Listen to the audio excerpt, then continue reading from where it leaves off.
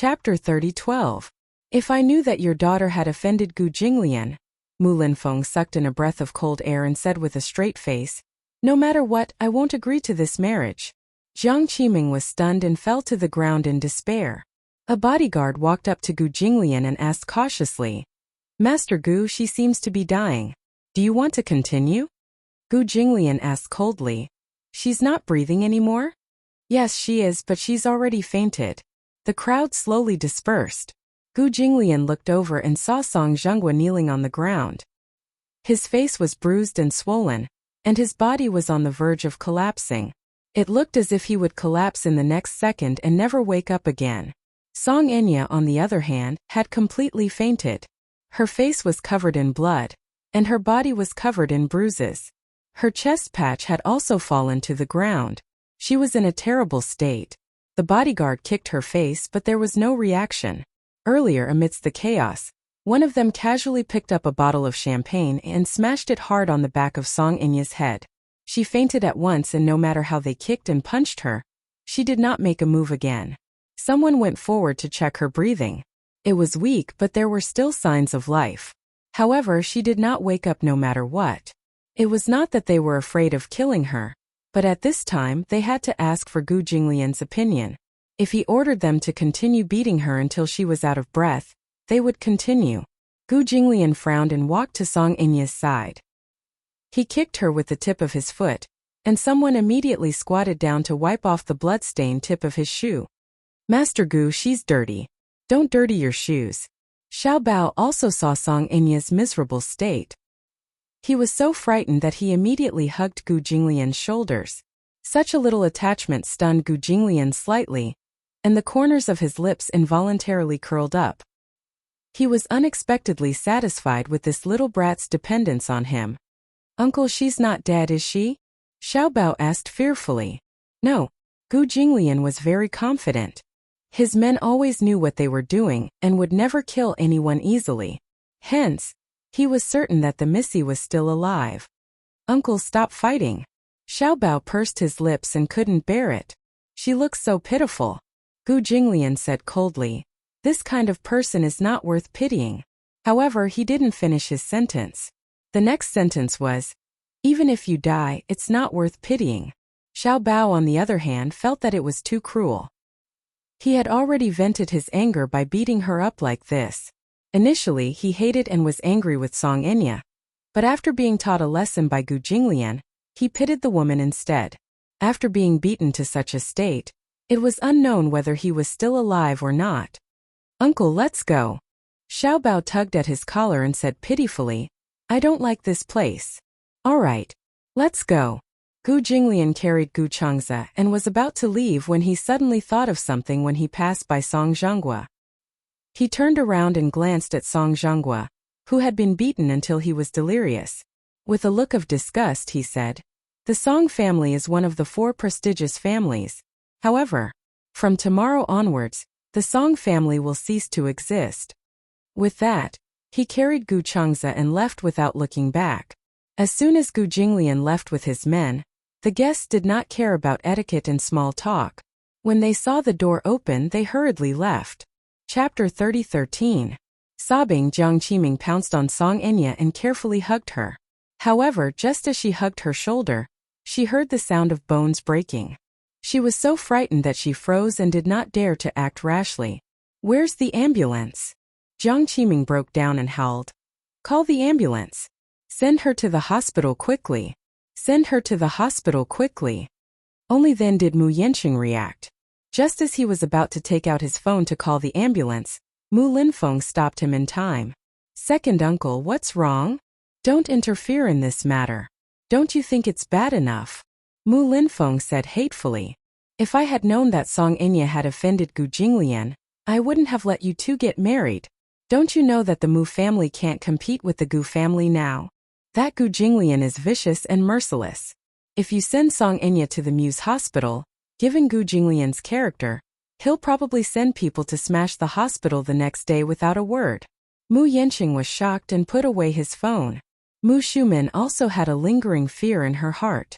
Trembling with fear, she asked, Second brother, look, this marriage? Naturally it can't be. Mu Linfeng snorted. Yanqing and Enya haven't registered their marriage, so it's fine if they don't get married. However, after today's incident, the Muse have lost a lot of face. Those media reporters' cameras have been smashed by the Gus people. Mu Yanqing paused for a moment before saying, "When the time comes, I'll send someone to inform them not to write about today's news article and pretend that this never happened. Do you think that the guests who came to the scene can't see?" Mu Linfeng said angrily, "When the time comes, one person will spread to 10, and 10 will spread to 100. Where will the Muse face be?" Mu Shuman also looked embarrassed. He glared at Jiang Qiming angrily and scolded, "You're such a troublemaker." When Jiang Qiming heard the scolding, she turned her head and glanced at Mu Shuman with despair and hatred in her eyes. "Second Master Mu Shuman, our Enya has been beaten to such a state, and it's fine if you don't help her." Yet, he was still making sarcastic remarks. "I can see that your ability to hit someone when they are down is not small. You're blaming the Mu family with just a few words." Mu Shuman flew into a rage out of humiliation. "If it weren't for your daughter, would the Mu family be so disgraced? I've lived for so long, but I've never been so embarrassed. At the end of the day, isn't it your daughter who brought this upon herself? Why did he have to offend Gu Jinglian of all people?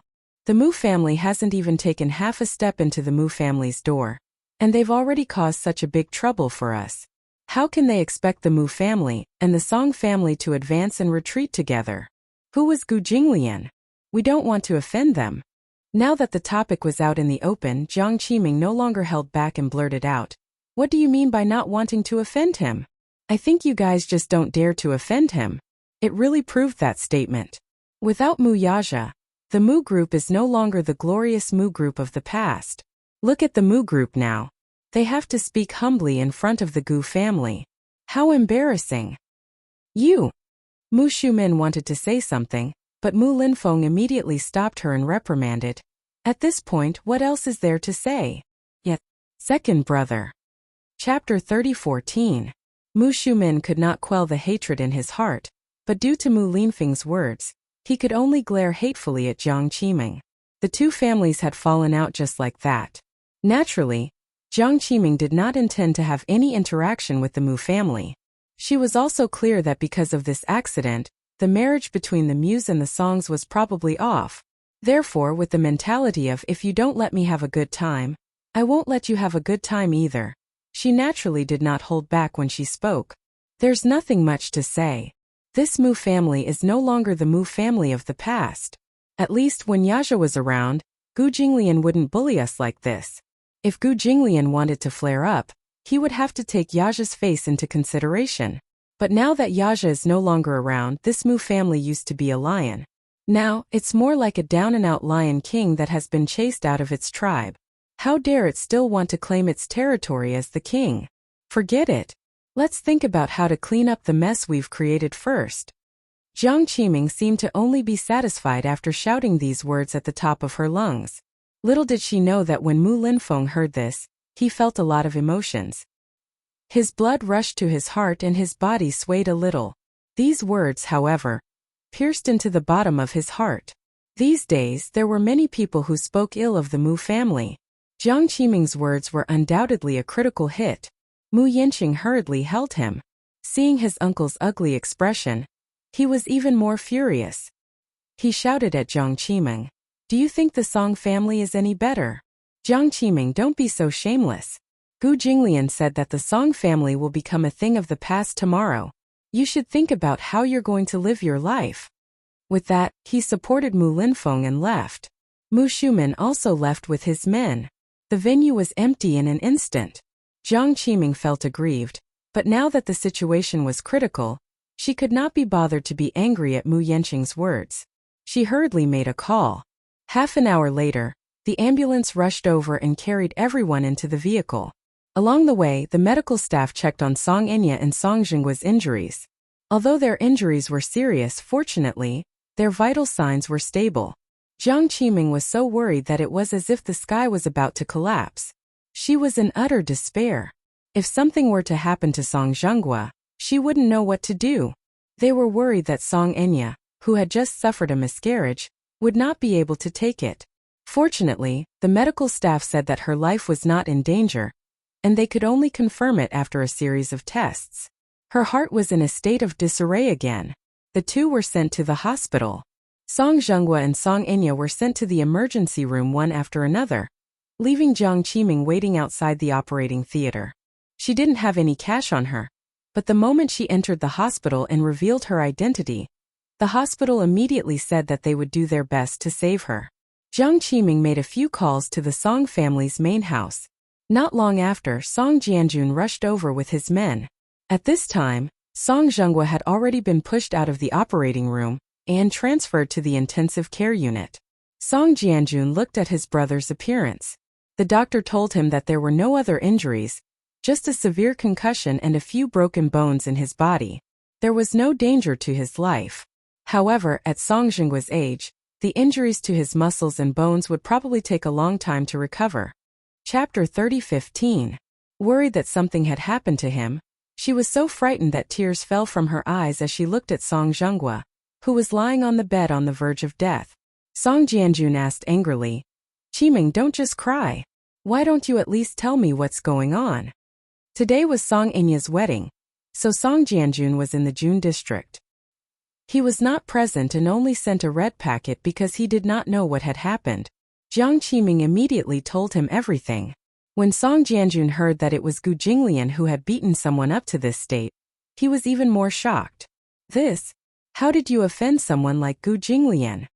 Song Jianjun had a deep memory of Gu Jinglian's name.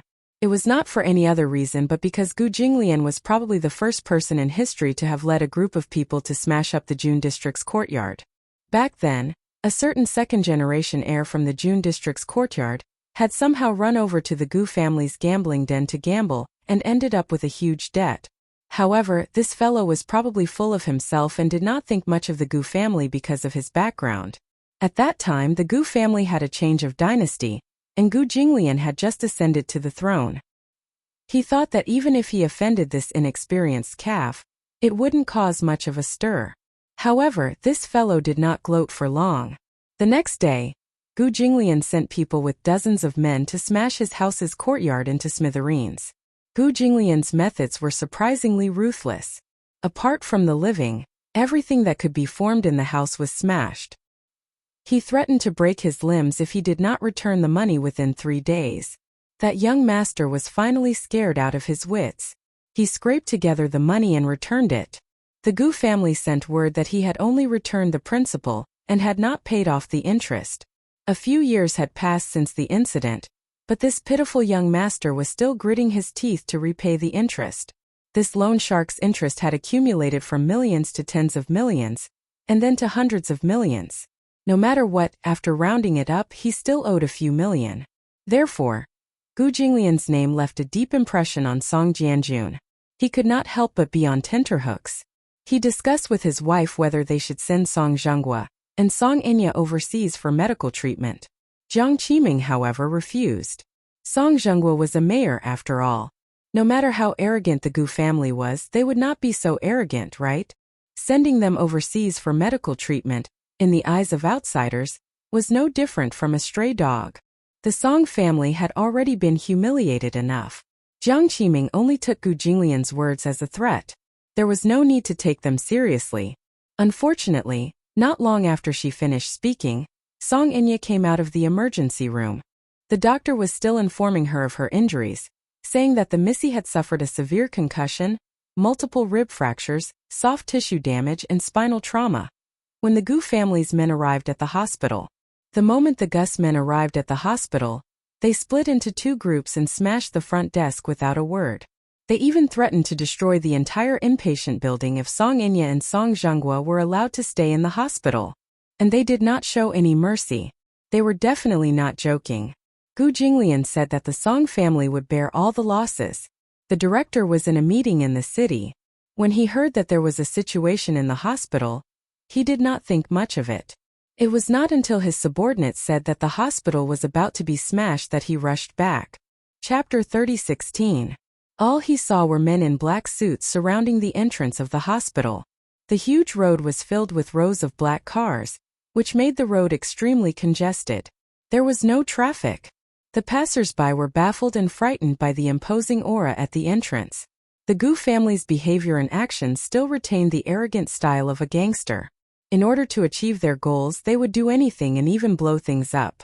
When the hospital director rushed to the hospital, a small leader of the Gu family appeared and pointed at his face, cursing that if the hospital did not chase the Songs out, he would immediately smash the hospital.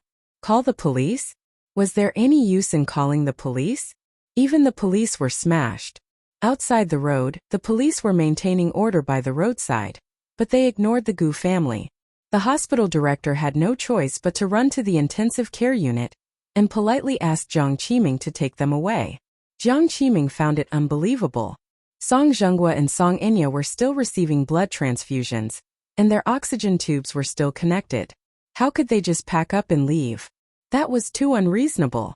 Hence, the Song family and the hospital got into a conflict. In the 10 minutes of this dispute, the Gu family majestically smashed the emergency room again. The emergency room was filled with rescue equipment that cost millions. The hospital director's heart ached so much that his liver twitched. He was the hospital director, but this hospital was not his. Once this loss of millions was caused, it would be his responsibility. Seeing that the Gu family was serious, the hospital did not show any mercy. They practically chased Jiang Qiming out of the hospital. Song Zhenghua and Song Enya were still lying in bed when they were chased out. Song Enya had lost too much blood and was in urgent need of a blood transfusion. Song Jianjun suggested that they go to the hospital in Zhengku. This hospital was backed by Zhengku. No matter how powerful Gu Jinglian was, he would not go so far as to smash that hospital. Jiang Qiming was also anxious. In a desperate situation, she tried anything. Hence, Song Jianjun used his connections to call for a car and immediately transferred them to the hospital. By the time they were transferred to the hospital, it was already night. The Gu family did not come looking for trouble. It was so thrilling that Jiang Qiming, who was exhausted and disheveled, fell asleep on the chair in the ward. Song Jianjun was worried that there would be another accident, so he sent someone to guard the hospital and went back. That night was peaceful. Early the next morning, when Gu Jinglian found out that Song Jianjun had arranged for Jiang Qiming to be transferred to this hospital, the Gu family came knocking on his door with great force. Crackle!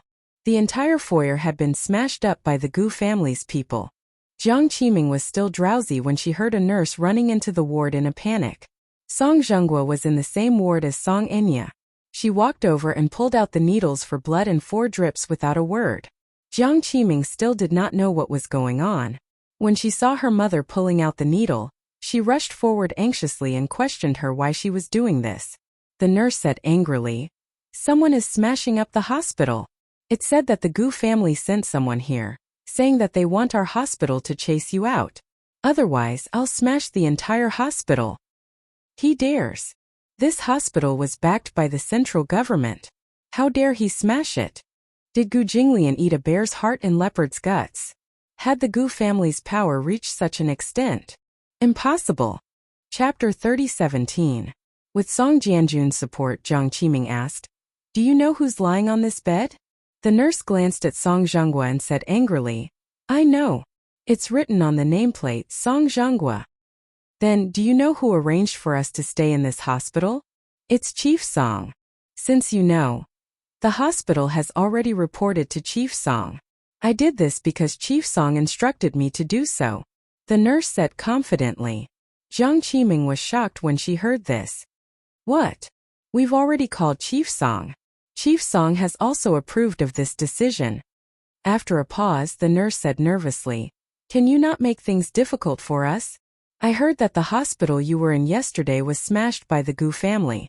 They destroyed several million worth of equipment. Everyone in the hospital is saying that you're a jinx. Wherever you go, the Gu family will destroy everything. No hospital will dare to take you in anymore." Jiang Qiming was stunned for a long time. When the nurse continued to pull, she immediately stopped her. "My daughter is still in critical condition. She's still receiving a blood transfusion. You can't pull it out. Chief Song has already spoken. The director can't just stand by and watch the hospital be smashed into a mess because of you. The hospital is a place to save the dying and heal the injured. How can we just stand by and watch people die?" You don't understand. However, the nurse was a snob. With the hospital's support, she ignored Jiang Qiming's objections and called over a few male doctors. Together, they pushed the bed out of the hospital. When the Gu family saw that they had been chased out, they immediately retreated. Jiang Qiming was furious. This Gu Jinglian was forcing her into a corner. She called Song Jianjun. On the other end, the latter said helplessly that he had no choice but to send a car to send Song Zhenghua and Song Inya home. Jiang Qiming originally thought that this was the end of Gu Jinglian. She did not expect that with Gu Jinglian's character, he would definitely not stop once he was angered to the point of death. This man had always returned kindness tenfold and enmity 100-fold. If he was displeased, he would return it 100 times, 1,000 times over. As soon as the car arrived at the entrance, Jiang Qiming didn't have time to send Song Yunxian home before she saw cars from the prosecutor's office parked in front of the Song family's gate. Jiang Qiming had met him once before and greeted him at a dinner party. He was Shen Yanfei from the capital's Discipline Inspection Commission. Her mind went blank. She was so frightened that she immediately walked forward and asked, "Chief Shen, what are you?" "Mrs. Song, I received an anonymous report that Mr. Song was a pervert. We're here to understand the situation." Were they going to raid the Song family? Jiang Qiming laughed in anger and questioned, "Who reported the corruption? Do you have any evidence?" Shen Yanfei gave a fake smile and said coldly, "The informant provided conclusive evidence. Otherwise we wouldn't have mobilized so many people, don't you think? Haha." His tone was extremely cold, as if he was deliberately drawing a line between himself and the Song family. Here comes another person who is adding insult to injury. But this was the way of the world. Chapter 30:18. Jiang Qiming could not stop them at all. Once Shen Yanfei gave the order, the subordinates around him immediately understood and rushed into the courtyard in a single file. "Shen Yanfei!" Jiang Qiming rushed forward and grabbed his arm, shouting at the top of her lungs, "You can't do this!" Shen Yanfei said in a neutral tone, "Mrs. Song, please open the door and cooperate with our investigation." Jiang Qiming was so angry that her lips trembled. With a livid face she said, "Zhenghua and Inya are seriously injured now. Shen Yanfei, Zhenghua used to take care of you so much and supported you in your career. Now you're finally on a meteoric rise. Now that you've turned around, you're going to turn your back on me. Don't forget.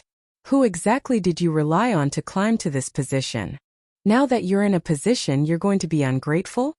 Her every word was a gem, but Shen Yanfei was indifferent. His tone could not help but become harsher.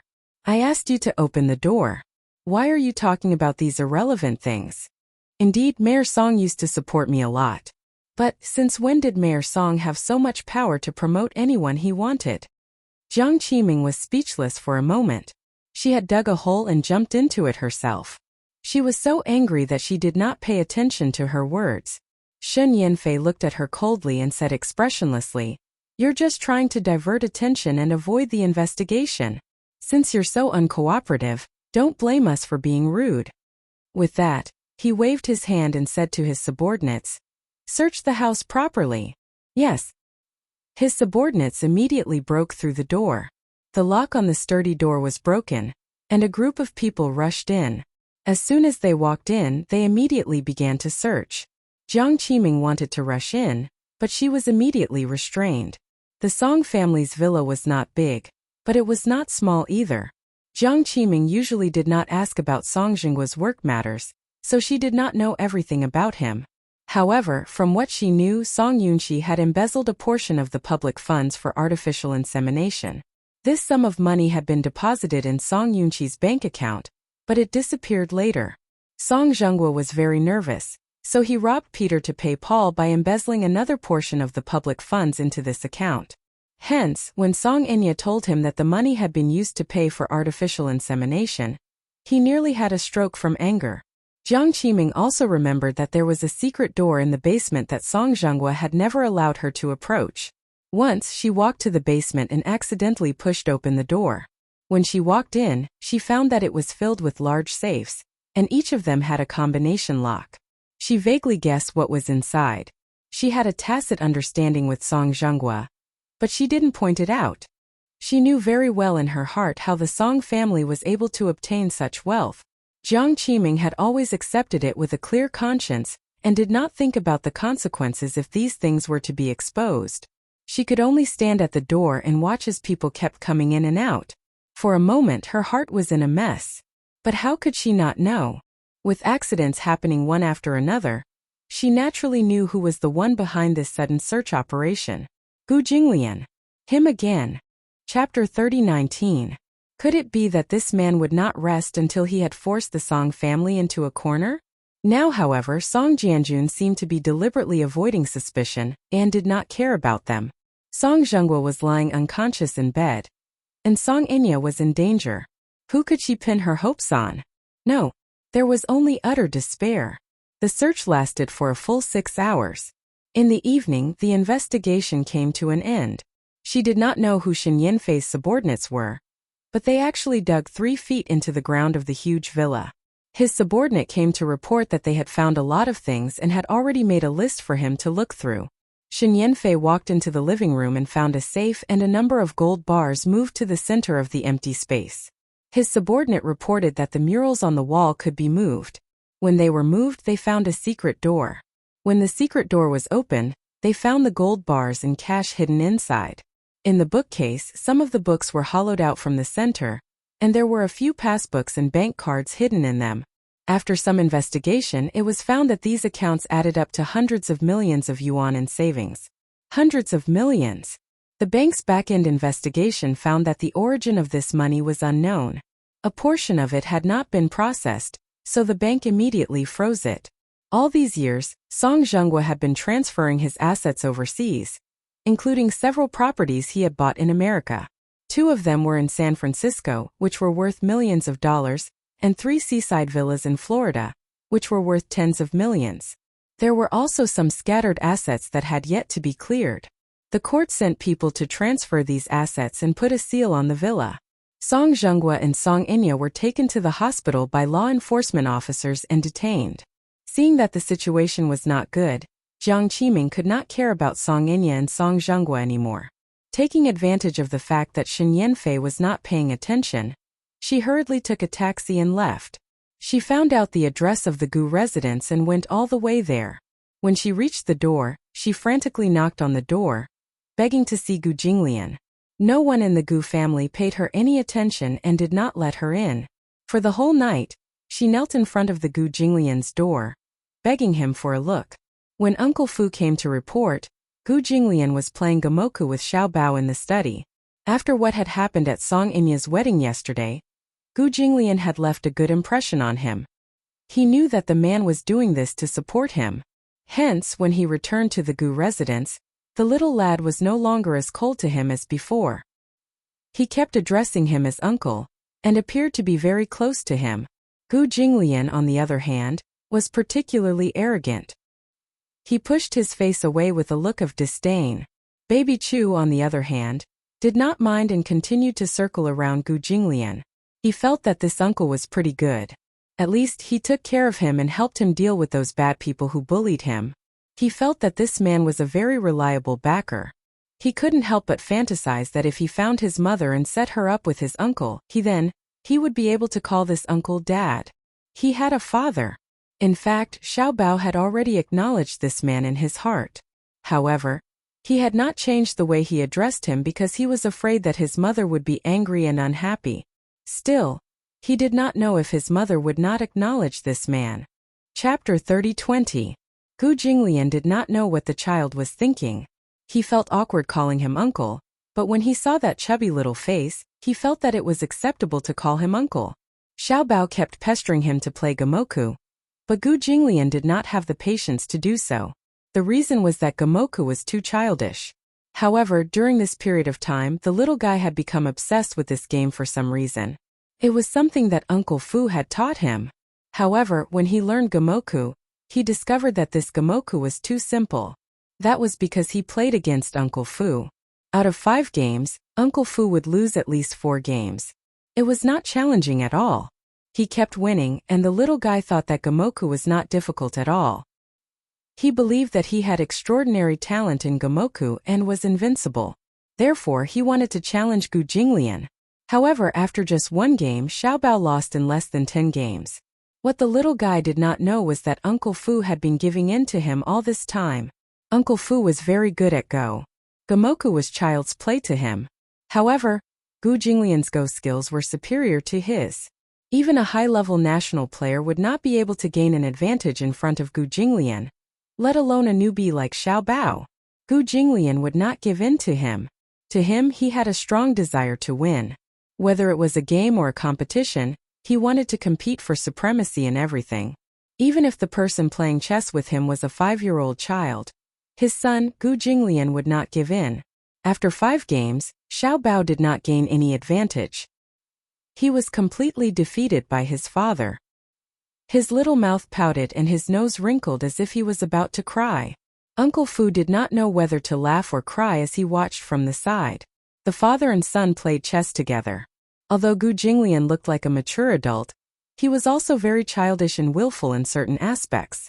Seeing that Xiao Bao was about to cry, Uncle Fu couldn't bear it. He moved closer to Gu Jinglian and whispered in his ear, "Old master, at least give in." Gu Jinglian asked impatiently, "Why should I give in to him? You're already so old, why are you being so calculative with a child? It wasn't easy for Xiao Bao to learn Gomoku, but you killed him until he lost all his temper. That's too cruel." Gu Jinglian asked coldly, "Who's to blame for his stupidity?" Uncle Fu cleared his throat and said, "Ahem. Master, this is your son." Gu Jinglian, "You gave birth to such a stupid child." Uncle Fu continued to remind him, "But if Xiao Bao is properly trained, he might become smarter." Xiao Bao eavesdropped on them. He put his hands on his hips and said aggrievedly, "I'm not stupid." Gu Jinglian frowned and said, "Do you still want to continue? I'm not playing anymore." Xiao Bao pushed the chessboard dejectedly and said unhappily, "I'm not playing anymore. This game isn't fun." He was stupid, but he still had the cheek to blame the game for not being fun. Gu Jinglian was disgusted. However, Xiao Bao was unwilling to give up. He thought that if he couldn't beat Gu Jinglian in Gomoku, what about the other games? He didn't believe that he couldn't beat him in any game. Xiao Bao crossed his arms and thought hard. Suddenly, he thought of something. His eyes lit up and he said to Gu Jinglian, "Let's play aeroplane chess." "I'm not free. Get lost." Gu Jinglian's words were concise and to the point, his gaze cold. Aeroplane chess. He, the head of the Gu family, was actually playing aeroplane chess with a 5-year-old child. Chapter 30:21. When Xiao Bao heard this, he said smugly, "Is it because you know you can't beat me so you don't dare to play with me?" This was clearly a goading tactic. Uncle Fu thought to himself in a cold sweat. Master would definitely not fall for such a goading tactic. However, he saw Gu Jinglian's contemptuous expression. He slammed the table and said, "Bullsh *T. You think I can't beat you?" Xiao Bao immediately said, "Then I'll bring the chessboard over. Beat me again if you can." Gu Jinglian said coldly, "Bring it on. Don't cry if you lose." "I won't cry." As Xiao Bao said this, he immediately went back to his room to bring back the aeroplane chess that Uncle Fu had bought for him. Aeroplane chess was made up of 4 colors. There was a picture of an airplane on it, and it could be played by up to 4 people. There was a die in aeroplane chess. When the die was shaken, the number of heads on the die would determine the number of steps one could take until one reached the end point. However, at the beginning, the plane could only leave the starting point and take off when one rolled a 6. The number of steps one could take to reach the end point had to be exactly right in order to win. It was a chess game that relied heavily on luck. Xiao Bao took it over excitedly. He and Gu Jinglian each took a color and started playing. Gu Jinglian familiarized himself with the rules of the game and found it novel. When he saw that it was a dice game, he couldn't bear to see it. Was this little brat sure he wanted to play a dice game with him? Uncle Fu saw this from the side and didn't know whether to laugh or cry. Gu Jinglian had spent most of his childhood in casinos. Whenever it involved gambling, whether it was pai gow, mahjong or especially dice, he could roll as many times as he wanted. Uncle Fu thought that Gu Jinglian would definitely go easy on him. If Xiao Bao lost and cried, he wouldn't be able to bear it, right? Who would have thought that Gu Jinglian would take such a small game so seriously? The moment he came up, he threw a 6. Once he threw a 6, he could continue. Gu Jinglian threw 4 sixes in a row, and 4 planes took off. When he saw Baby Chu looking like he was about to cry, he casually threw a number. When Xiao Bao saw that it was finally his turn, he solemnly fiddled with the dice in his palm for a long time. When it landed on the table, it was a 4. His face was filled with despair. He stared at Gu Jinglian as he threw 2 sixes and walked a few steps. He felt strange in his heart. How could he casually throw a 6, but he only took off 1 plane after half a day? Xiao Bao was still a little clever. When it was his turn again, he took the dice and began to study it. No matter how he looked at it, there was no problem. He threw the dice again and finally threw a 6. He excitedly took off 1 plane and walked a few more steps. In the next round, Gu Jinglian's plane flew over and sent his plane back to the starting point. Xiao Bao looked like he had nothing left to live for. Halfway through the game, he overturned the chessboard and was about to cry. "I'm not playing anymore." Gu Jinglian frowned suspiciously. "What's wrong? I feel that you're being shameless." Xiao Bao said truthfully, "Why can't you always throw a 6 but I can't?" Gu Jinglian said, "I can throw as many as I want. You're destined to lose if you play dice with me." "You're lying." Xiao Bao did not believe him. "Throwing dice depends on luck." "I'm not lying to you." "Okay, then throw a 4 for me to see." As soon as he finished speaking, Gu Jinglian lazily rested his chin on his hand and casually picked up the dice.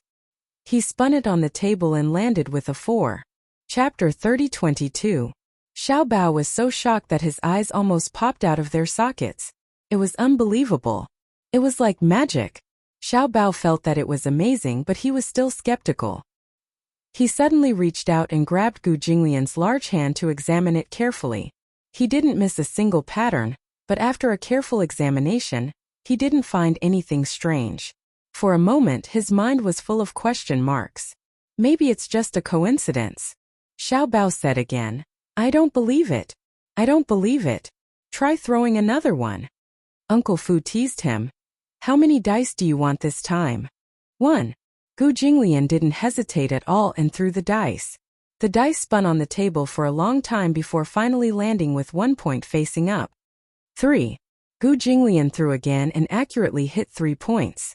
"That's weird." Xiao Bao scratched his head in confusion. He didn't expect Gu Jinglian to do this. That was exactly what he was doing. Xiao Bao suddenly asked curiously, "Then if you throw 2 dice, can you get the same number?" Gu Jinglian said, "Bring me 2 dice." Uncle Fu immediately rummaged through the cabinets and found 2 dice for him. Together with the one in his hand, there were 3 dice in total. Uncle Fu then brought over a dice cup. Gu Jinglian threw the 3 dice into the cup and pinched the dice cup between his 2 slender fingers. He casually played with the dice cup in his hands and suddenly placed it upside down on the table. His handsome eyebrows raised slightly. Xiao Bao glanced at him and saw that he was motioning for him to open the dice cup. Thus, he curiously reached out his small hand and opened the dice cup. He was surprised to find that all 3 dice were exactly 1 point. He was even more bewildered. "Uncle, you're amazing. I'm convinced." Gu Jinglian was flattered by his flattery and felt a little smug. He snorted coldly and said, "It's just a small trick. Can you teach me how to play?" Xiao Bao clasped his little fists, his eyes full of yearning. He felt that Gu Jinglian's skill was simply too amazing. It was too cool. He could throw as many as he wanted. Could he be one of the legendary mysterious magicians? Gu Jinglian said, "Why should I teach you? You're so stupid, you won't be able to learn it." "I will learn with an open mind. I'll definitely train hard. No matter how difficult it is, I will definitely learn it." Xiao Bao's eyes were filled with admiration, which made Gu Jinglian feel a little better. He even wanted to show off his card skills in front of this little guy, so that this little guy would worship him even more and worship him like a god. Uncle Fu cast a sidelong glance at Gu Jinglian. He was a little disgusted. He didn't expect that old master would have such a childish side. He actually took the little guy seriously. However, this kind of master was a little cute. Uncle Fu was looking at them with gratification. Outside the door, a subordinate came to report that Jiang Qiming was kneeling at the door. They couldn't chase her away and she still had no intention of leaving. Will something happen to her? After all, she's at the Gu family's doorstep. It'll be bad luck if something happens to her. What do you mean? Jiang Qiming is clamoring to see Old Master. Uncle Fu, do you think we should let Old Master take a look at her personally? Uncle Fu walked in front of Gu Jinglian and told him about the matter. Gu Jinglian said coldly, "Do I have to do this personally? If she refuses to leave, break her legs." Chapter 30-23. Gu Jinglian pursed his lips impatiently. He then stood up and said to Xiao Bao, "Be good and wait for me." Okay. Xiao Bao watched curiously as Gu Jinglian and Uncle Fu left. Feeling puzzled, he followed behind them. Gu Jinglian and Uncle Fu only realized that it was raining heavily when they reached the door. Jiang Qiming knelt motionlessly at the door. The pouring rain hit her body and soaked her clothes. Her thin clothes stuck to her body, making her look sickly and lifeless.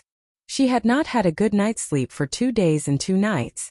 Moreover, such a huge incident had happened in the Song family. She was utterly defeated. Jiang Qiming heard footsteps and immediately looked up.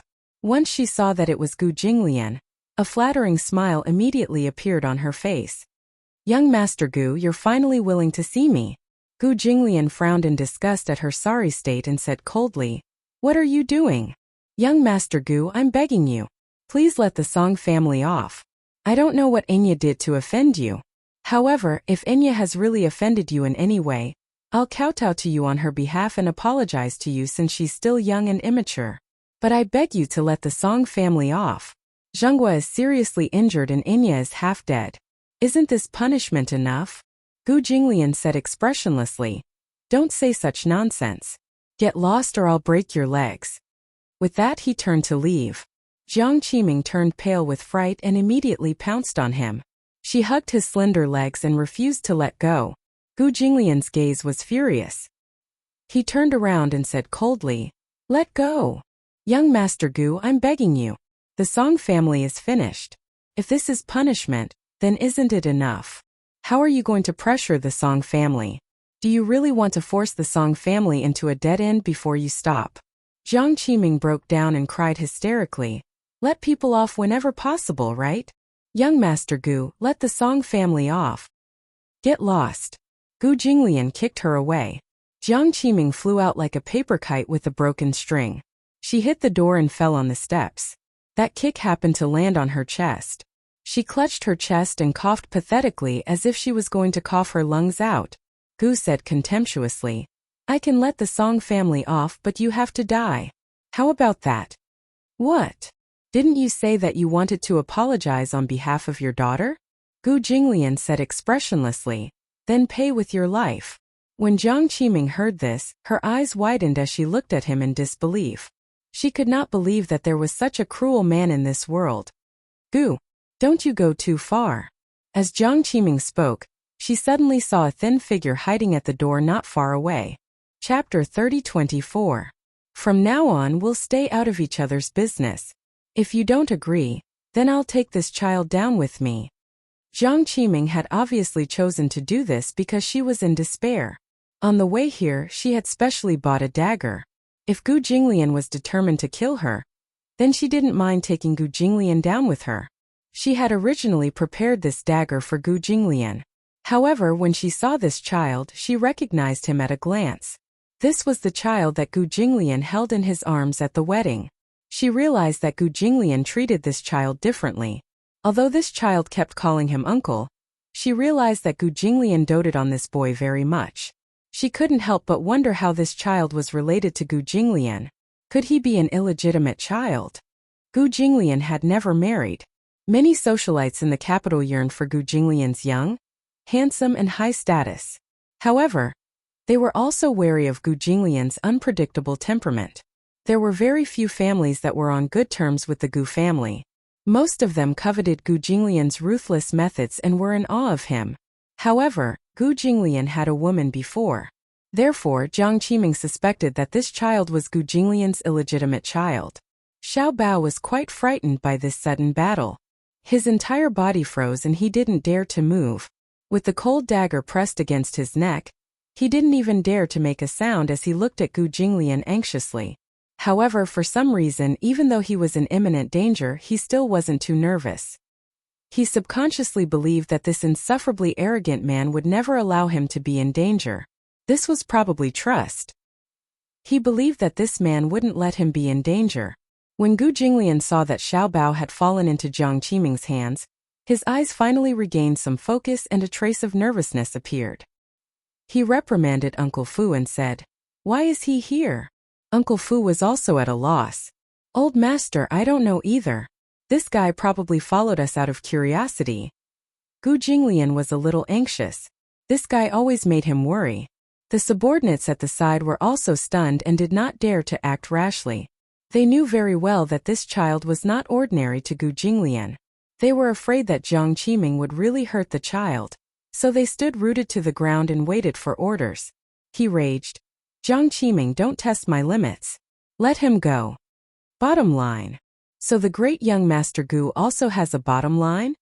Jiang Qiming was even more certain that this child had a special place in his heart.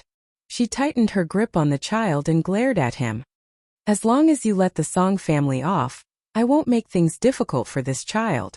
Are you negotiating with me?" Gu Jinglian sneered. "What right do you have to bargain with me? If you don't want to die a horrible death, let the child go." Uncle Fu was frightened when he heard this. He immediately tugged at Gu Jinglian's sleeve and said gloomily, "Old master, this child is still in someone's hands. You've angered Jiang Qiming by saying these words. Aren't you afraid that she will really die together with Xiao Bao in a fit of anger?" "She wouldn't dare," Gu Jinglian said fiercely. "If she dares to touch a single strand of hair on his head, I'll cut off her flesh piece by piece." Hiss! Everyone sucked in a breath of cold air. No one doubted that Gu Jinglian's words were just a threat. Given his character, if he dared to say such a thing, he would dare to do it. Song Inya was a classic example. Chapter 30-25. Hence, the little one said to Jiang Qiming sympathetically, "Auntie, can you let me go? Otherwise, you'll really be in trouble." Jiang Qiming was speechless. Xiao Bao seemed to pity her and said, "This uncle not only kills people without batting an eyelid, but his methods are also very terrifying. Don't misunderstand. I have nothing to do with him and I'm not that important to him. Don't take things too hard and use me to threaten him. It's useless. You'll only die a worse death." Uncle Fu was confused. He didn't know how this little one came up with, but he actually managed to scare Jiang Qiming into a daze. He even managed to make this tense situation disappear. Jiang Qiming screamed, "Shut up!" Gu Jinglian said, "Jiang Qiming, do you think you can threaten me with this child? I'll give you 3 seconds to let him go." "Gu Jinglian, do you think I'll believe your nonsense again? Or else?" Gu Jinglian interrupted her. 1. You? 2. Jiang Qiming was inexplicably frightened and stumbled backward. Gu Jinglian raised his eyebrows and counted to 3. There was a bang and a gunshot. A bullet pierced through the air and pierced through her shoulder. Ah! Jiang Qiming was in so much pain that she subconsciously loosened her grip and the dagger fell to the ground. Xiao Bao immediately broke free from her grip and jumped down from her arms. He didn't forget to stomp on her foot before nimbly running toward Gu Jinglian. Behind him, Jiang Qiming immediately got up, grabbed the dagger on the ground and stabbed it toward Xiao Bao's back. Uncle Fu was so shocked that he opened his mouth. Before he could exclaim, Gu Jinglian suddenly rushed forward, hugged Xiao Bao in his arms, and threw a clean flying kick. However, Jiang Qiming held the dagger and fiercely swung it at him. In the blink of an eye, Gu Jinglian kicked Jiang Qiming's shoulder hard and sent her flying. Gu Jinglian's arm was caught off guard as he was protecting Xiao Bao, and was cut by her dagger. Gu Jinglian didn't notice that he was injured, but Xiao Bao's sharp eyes noticed that his clothes were stained with blood and torn. He seemed to be injured. He said fearfully, "Uncle, you're injured." He felt guilty and worried at the same time. Uncle Fu rushed over and took the child from Gu Jinglian.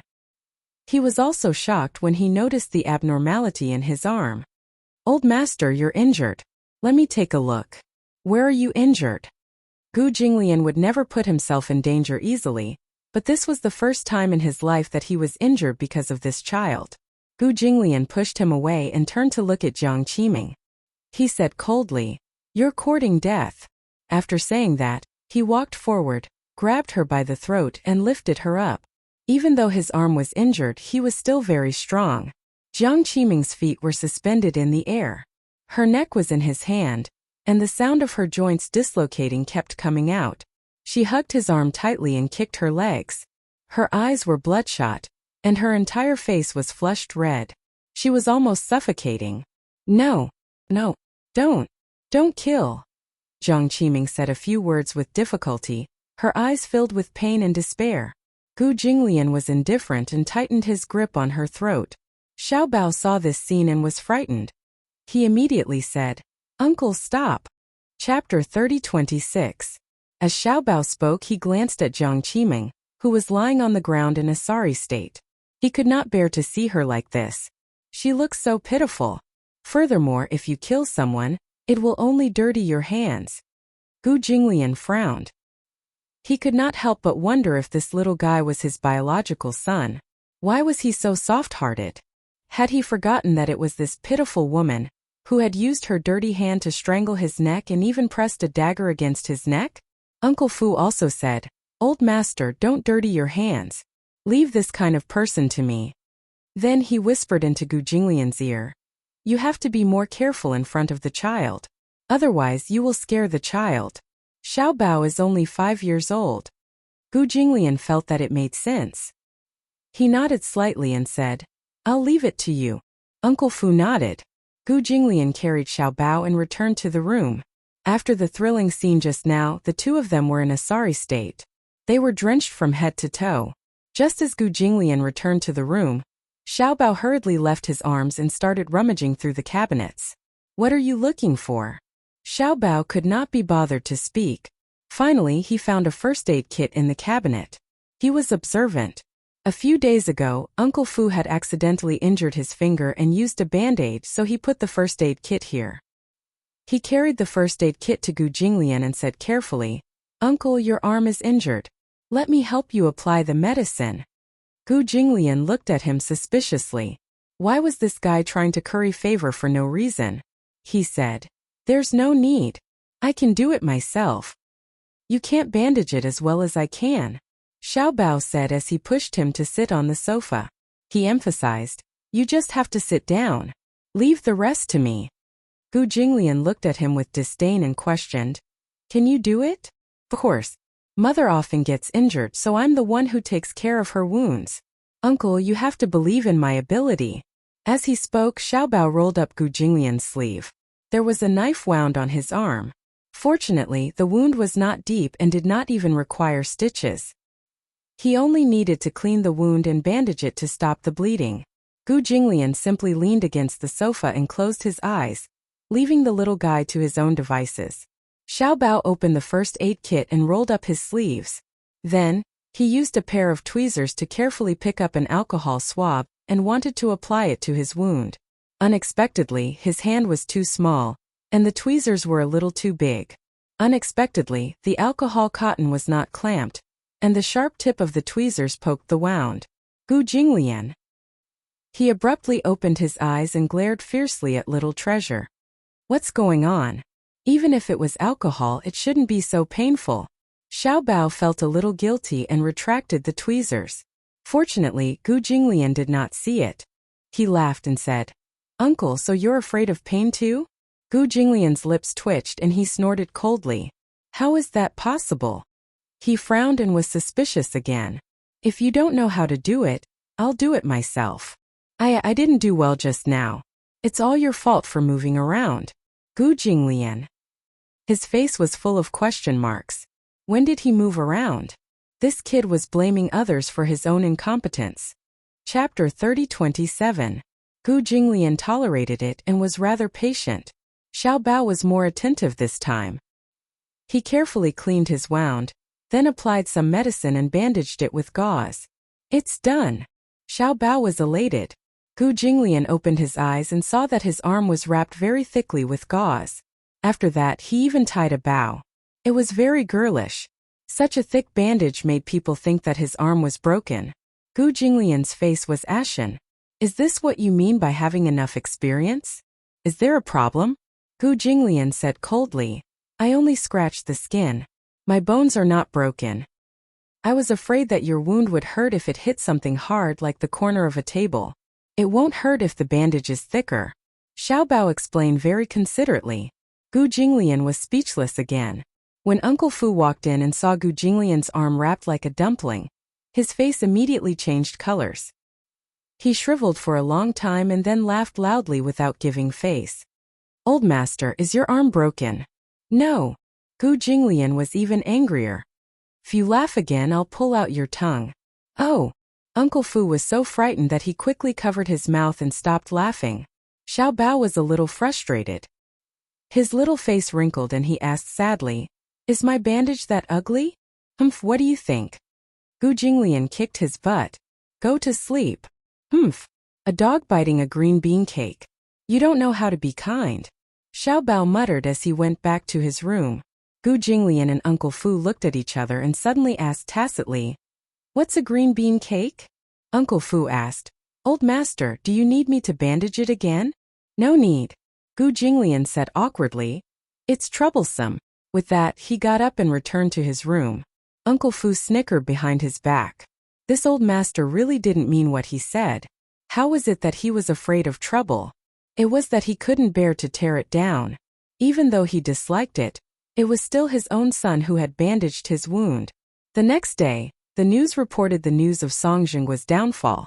The disciplinary committee found a lot of cash and gold bars of unknown origin in the Song residence. They even found out that Song Jinggua had bought overseas. In addition, Song Yunqi was also taken away for investigation. It was said that Song Jianjun was spared because he was the one who exposed Song Jinggua's other hidden assets. This was clearly an act of abandoning the pawn to save the general, to save one's own life. Once this news was announced, the whole city was shocked. Song Jinggua was the mayor of Beijing. In front of the public, he had always presented himself as a clean and honest man. However, no one would have thought that he had embezzled such a large amount of gray assets. After the final liquidation by the disciplinary commission, the total amount was more than 1 billion. Among them, there was also Song Jinggua's unknown investment funds. In addition, Jiang Qiming was also taken away for investigation. This matter caused a huge uproar and even alarmed the higher-ups. Song Jinggua caused a series of butterfly effects. It was said that following his connections, other people were also uprooted. Beijing's government experienced a big reshuffle overnight. Another report also caught the attention of the public. Chapter 3028. It was rumored that the Song family had offended the Gu family, and that the Gu family was the one behind all this. However, there were also people who said that the Gu family had only collected relevant evidence. If Song Jinggua had not done such a thing, the Gu family would not have made up something out of nothing to deal with the Song family. Song Jinggua's case was still under investigation, and his assets had been seized. As for his trial, it would be held in public at another date. Song Jinggua could never have imagined that because of his daughter, his career would come to an end like this. He had failed miserably. What he didn't expect even more was that what awaited him was a death sentence with a reprieve. Of course, this was all in the future. During this period of time, Chu Ho had been actively rehabilitating. Under Uncle Fu's meticulous care, her body was getting better, and her complexion had returned to normal. Hence, when she asked to see Xiao Bao again, Uncle Fu did not refuse. In the afternoon, when Xiao Bao came home from kindergarten, Uncle Fu hugged him and said mysteriously, Xiao Bao, Uncle Fu will take you to see someone. Okay? Xiao Bao was curious. Who is it? Don't worry, you'll know when you see him later. Uncle Fu carried Xiao Bao and walked into Chu Ho's room. When he opened the door, Xiao Bao was still confused. However, when he followed Uncle Fu's line of sight and saw Chu Ho standing in the room, wearing a white shirt and looking uneasy, he was stunned. He was so shocked that he could not speak. Chu Ho was originally calm as she waited anxiously. When Uncle Fu said that he would bring Xiao Bao over, she waited patiently in the room. She was afraid that her reunion with Xiao Bao would be obstructed by Gu Jinglian. However, she did not expect that Gu Jinglian would not interfere, which surprised her. When she saw Xiao Bao, Chu Ho's eyes reddened. A warm smile immediately appeared on her originally stern face. She immediately walked over and held Xiao Bao's face, looking left and right. Originally, Xiao Bao was very thin, not tall, and there was not much flesh on his face. However, how long had it been? His face had become chubby, and he had grown a lot taller. Chuho suddenly had mixed feelings. She hugged him tightly, her eyelashes wet with tears. Xiaobao. Chuho's throat was choked and her voice was a little hoarse. Xiaobao reacted belatedly. When he first saw her, he thought that he was dreaming. It was only when Chuho hugged him tightly and felt the real touch and the warmth of her body that he realized that this was not a dream. This was really happening. Finally, he was reunited with her. His mother was alive and kicking. His mother really existed in reality and not in a dream. No matter how hard he tried, he could not catch up with her. Mom! Xiaobao was so emotional that he burst into tears. He cried and hugged Chuho, crying until the sky fell and the earth cracked. Xiaobao thought that he would never see Mom again in this lifetime. Xiaobao cried sadly, and Chuho's heart ached even more.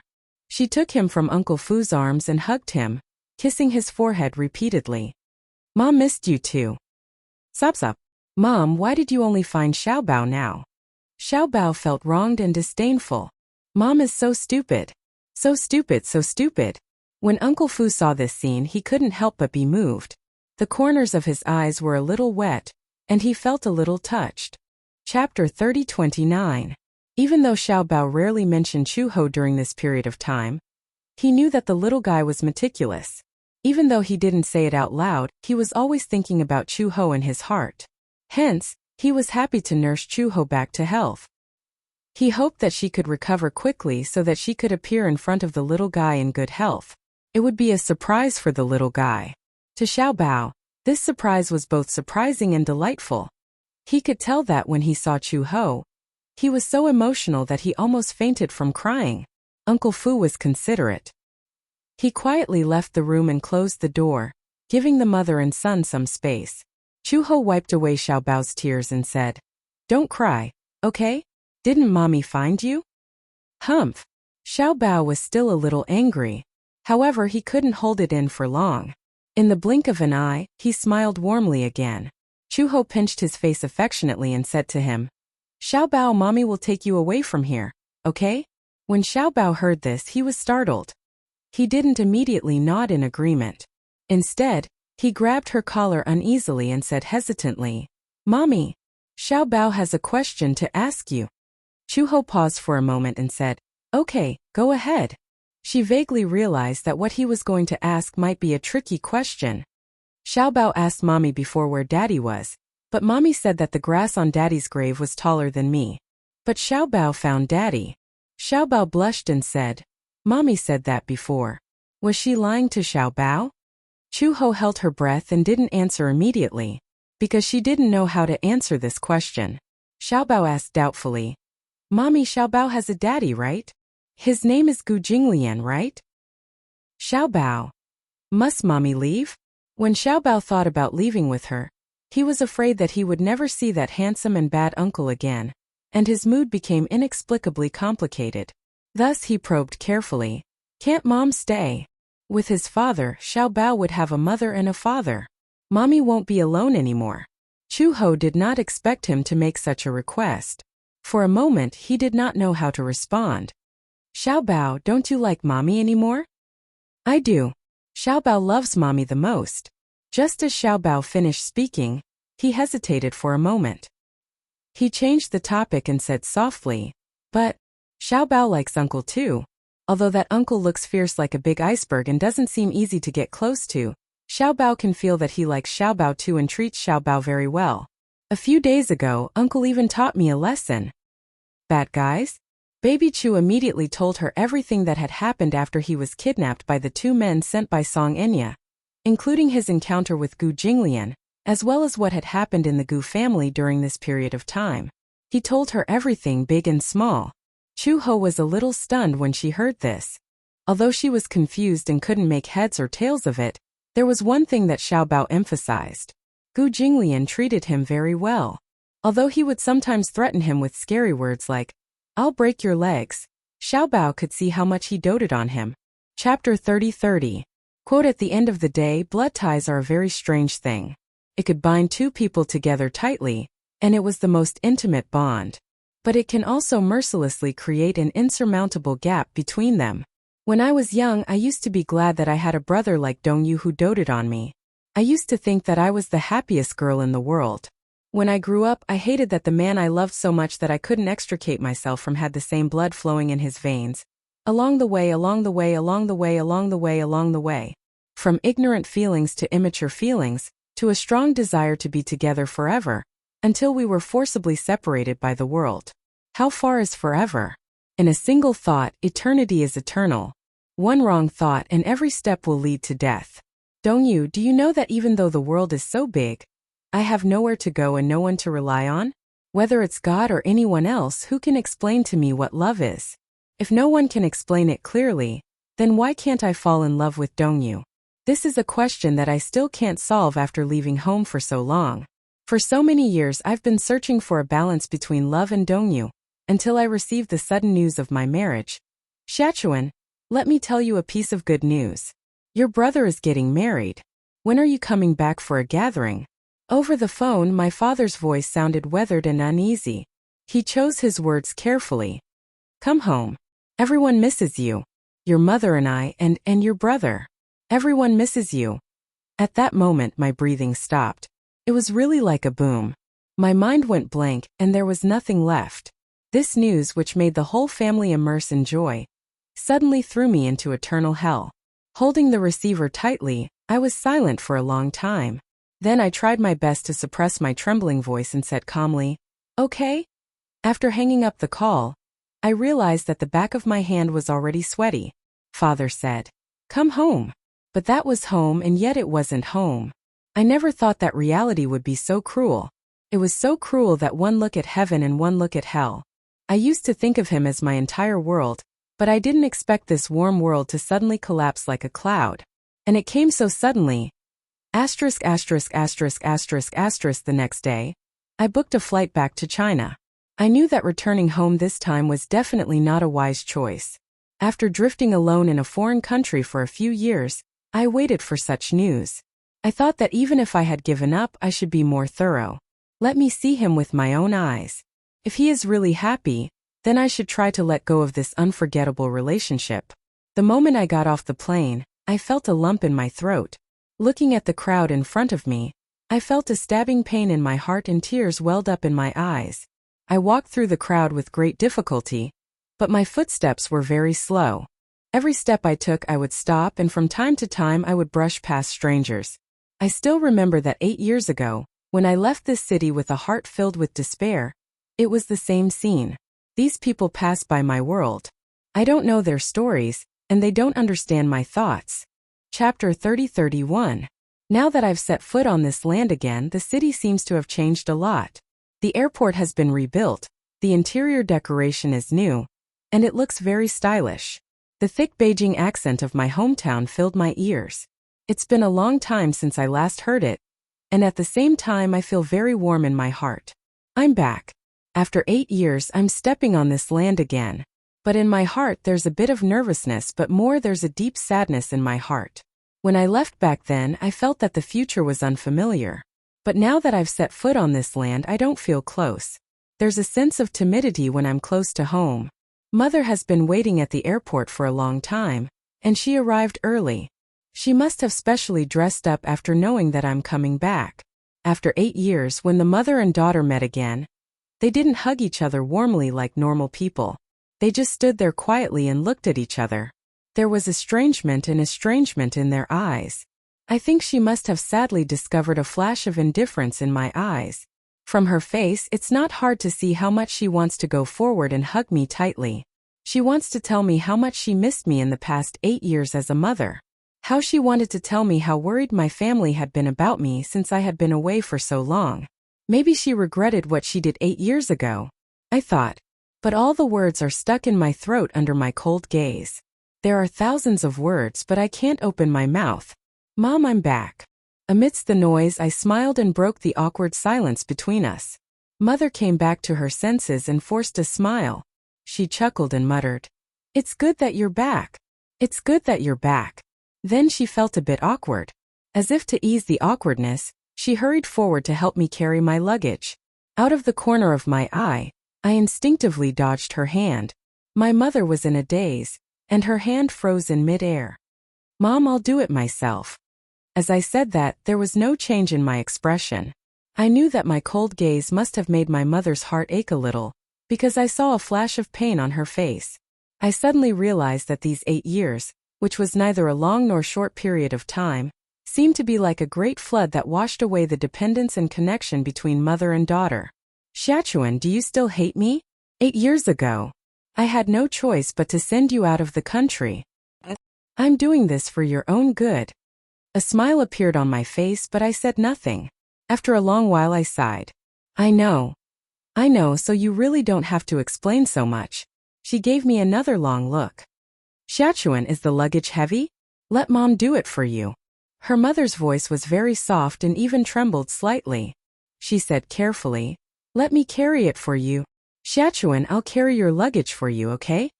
I was stunned. When I looked up, I saw her frowning slightly. She seemed a little humble now. It was a world of difference from when she had arrogantly chased me out of the country.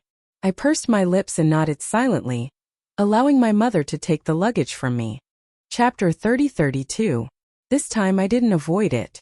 There was some comfort in my mother's eyes. The city has changed a lot in the years you've been away. Our family has moved too. The piece of land we used to live in has been taken over by the government. When he heard that you were coming back, your father was overjoyed. He didn't sleep well last night. He tossed and turned nervously. He kept saying that he was waiting for you to come back today so that he could cook for you. Look, he bought fresh vegetables early in the morning. He's probably still busy at home. Sitting in the taxi, Mother Lan smiled and chattered. Gradually, she let go of her worries. I smiled but didn't say anything. My gaze was indifferent through the car window. It's good that you're back. It's good that you're back. As my mother spoke in the rearview mirror, the corners of her eyes couldn't help but moisten. However, she secretly wiped away the tears with her fingertips, not wanting me to see. Mom! I silently looked out the window at the unfamiliar street. My eyelids drooped slightly as I interrupted her indifferently. I asked hesitantly, is he all right? She knew who I was talking about. Hence, she fell silent and the smile on her face gradually faded. Dongyu, he has always been thinking about you. I vaguely remember that not long after I was born, the first word I could say was brother. The first name I said when I was learning to speak was also his name. Dongyu, for as long as I could remember. The thing that left the deepest impression on me wasn't my mother's gentle whispers, nor my father's broad shoulders, but his warm arms. My name was Yin Shachuan. I was born on the hottest day of summer. His name was Yin Dongyu. He was born during the coldest time of winter. He was my brother, 3 years older than me. When I was young, my parents were busy with work and the family of 4 rarely spent time together. When I was born, my mother's heart ached for me, and she insisted on giving birth to me. In order to avoid the policy, she fled to the countryside. At that time, the 2 of us were fostered at my grandmother's house in the countryside, and Dongyu was my greatest support. Dongyu was very good-looking. He had inherited his mother's good looks. He had delicate features and was very handsome, especially his pair of clear black and white eyes. One look at them could make people lose their souls. Hence, many girls had liked Dongyu since he was young. However, perhaps because he was born in winter, Dongyu's personality was a little cold. He had been too distant from the other children since he was young. Even his parents were a little distant from him. This coldness was even more obvious during the rebellious period of his youth. And from the beginning to the end, the only one who could freely get close to him was probably me. Perhaps it was because we were blood-related, but Dongyu doted on me to the bone. Even his parents couldn't compare to this kind of love. According to Grandma, when I was born, Dongyu was still very young. He had thin arms and legs, and there wasn't a single ounce of flesh on his arms. However, he was able to carry me steadily and never fell or knocked my head. At that time, after my mother gave birth, she wasn't in good health. Before I was a month old, she asked Grandma to take care of me. Dongyu, on the other hand, followed her silently. He had never been close to anyone since he was young, but he liked to hug me and play with me, calling my nickname over and over again. Chun-chun, Chun-chun. When I cried, he patiently teased me. When I was hungry, he gently coaxed me. At night, it was Dongyu who hugged me and sang nursery rhymes to sleep. Chapter 30-33. Yes, he really doted on me. I naively thought that even if Dongyu was the only person in the world who doted on me, I would still be the happiest girl in the world.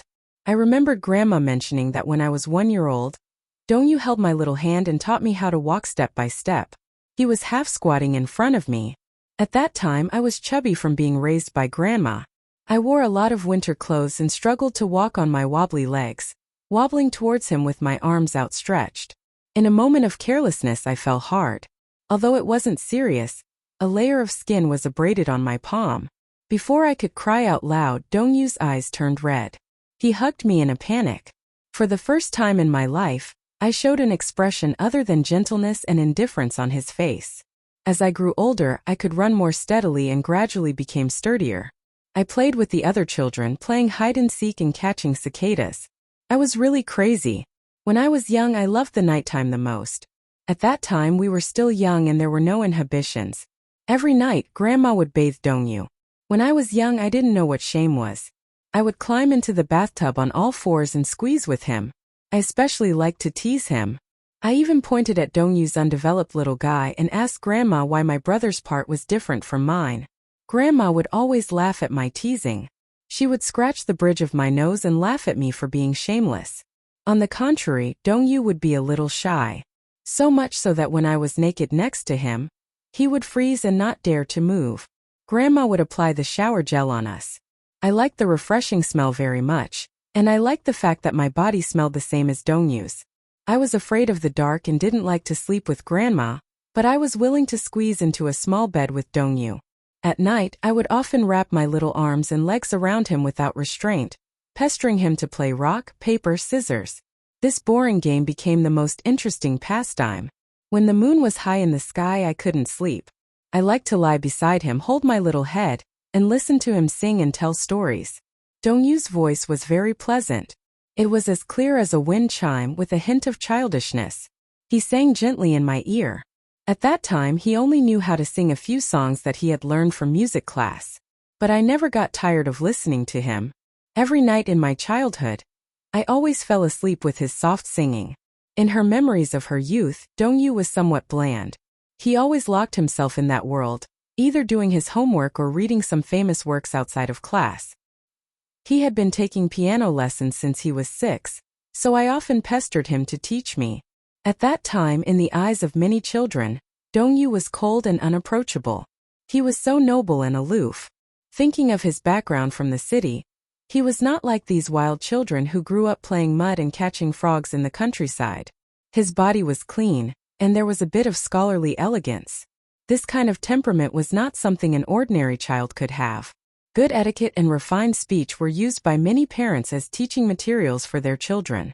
Chapter 30-34. It's delicious. I'm asking my daughter. Yoon Shirshir had the urge to roll her eyes. Unknowingly, it was getting closer and closer to her due date. Yoon Shirshir's tummy was getting bigger and bigger. Perhaps big wasn't enough to describe her round tummy.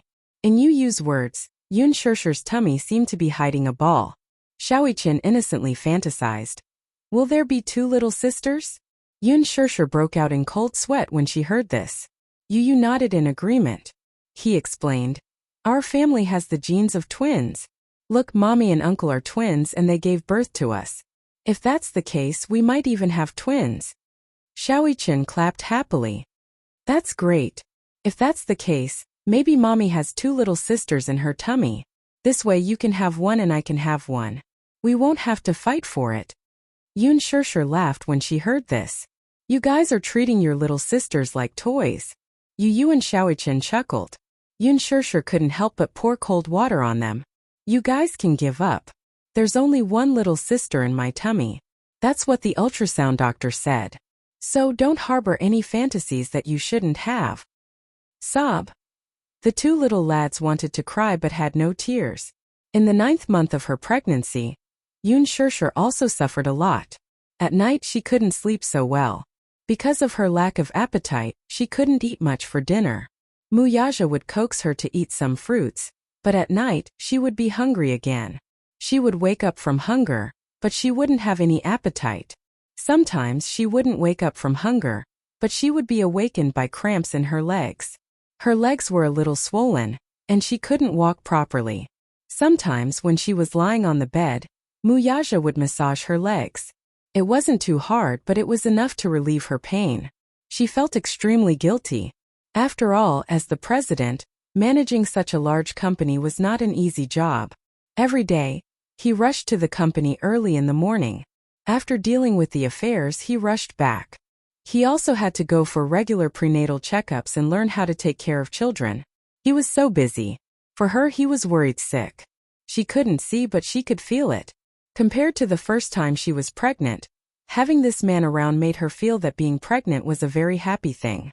Gradually, she began to feel sleepy and lazy. She did not like to go for walks anymore. However, Muyaja kept a close eye on her. It was inevitable that she would take a walk after dinner every day. The doctor speculated that the due date would be in mid-November. As the due date approached, Muyaja could not help but start to feel nervous. After waiting for so long, they had finally entered the due date without incident. The next 20 days were naturally not to be taken lightly. He took care of her even more carefully. When there were still more than 10 days before the due date, he booked a special ward in the obstetrics and gynecology hospital and arranged for her to enter. When Gong Jie found out that Yun Shishir's due date was approaching, he finished his work and rushed over. He accompanied her in the hospital every day, looking forward to the arrival of the little princess. However, just as the due date was approaching, a small accident happened. On this day, Muyaja was at the shareholders' meeting. Minyu received a call from the hospital saying that Yun Shishir's water broke. Her water broke. Chapter 30-35. Muyaja was confused. There were still a few days before the due date, and the doctor said that it wouldn't be brought forward. Only then did he feel at ease and go back to the company to handle his work. But now, someone called to say that the amniotic fluid had broken early. How could it have broken early? He left the company and drove all the way to the hospital. He arrived at the hospital anxiously. Just as he reached the entrance of the delivery room, he happened to see a few doctors walking out. He rushed forward and grabbed the doctor's collar, asking, "Where is she? Has she given birth?" Chairman Mu calmed down. How can she give birth so soon?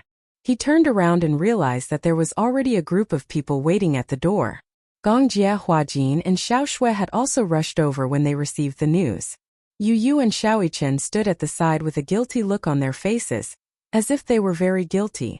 There wasn't enough time to inform the others, and Huajin was afraid that it would be inconvenient to have too many people around, so he didn't announce it. The group of people discussed nervously at the entrance of the delivery room. They were worried but also looking forward to it. Muyaja couldn't help but feel a headache coming on. He questioned the doctor. "Isn't the due date not here yet? Why did the amniotic fluid break early?" The doctor's lips twitched. He thought to himself, "You have to ask your wife about this." It turned out that Yu Yu and Xiao Chen were afraid that Yun Shishir would be too bored. So they turned on the television and switched to a talk show. Just listening to a talk show could relieve one's boredom. However, this episode of the talk show was too funny. Yun Shishir listened with great interest. When she heard a joke, she laughed a little too hard and actually broke her amniotic fluid. When the amniotic fluid broke, Gong Jie was dumbfounded. He couldn't understand what was going on. He hurriedly found the doctor, who explained that the amniotic fluid had broken early. Hence, Yu Yu and Xiao Chen shrank to the side guiltily.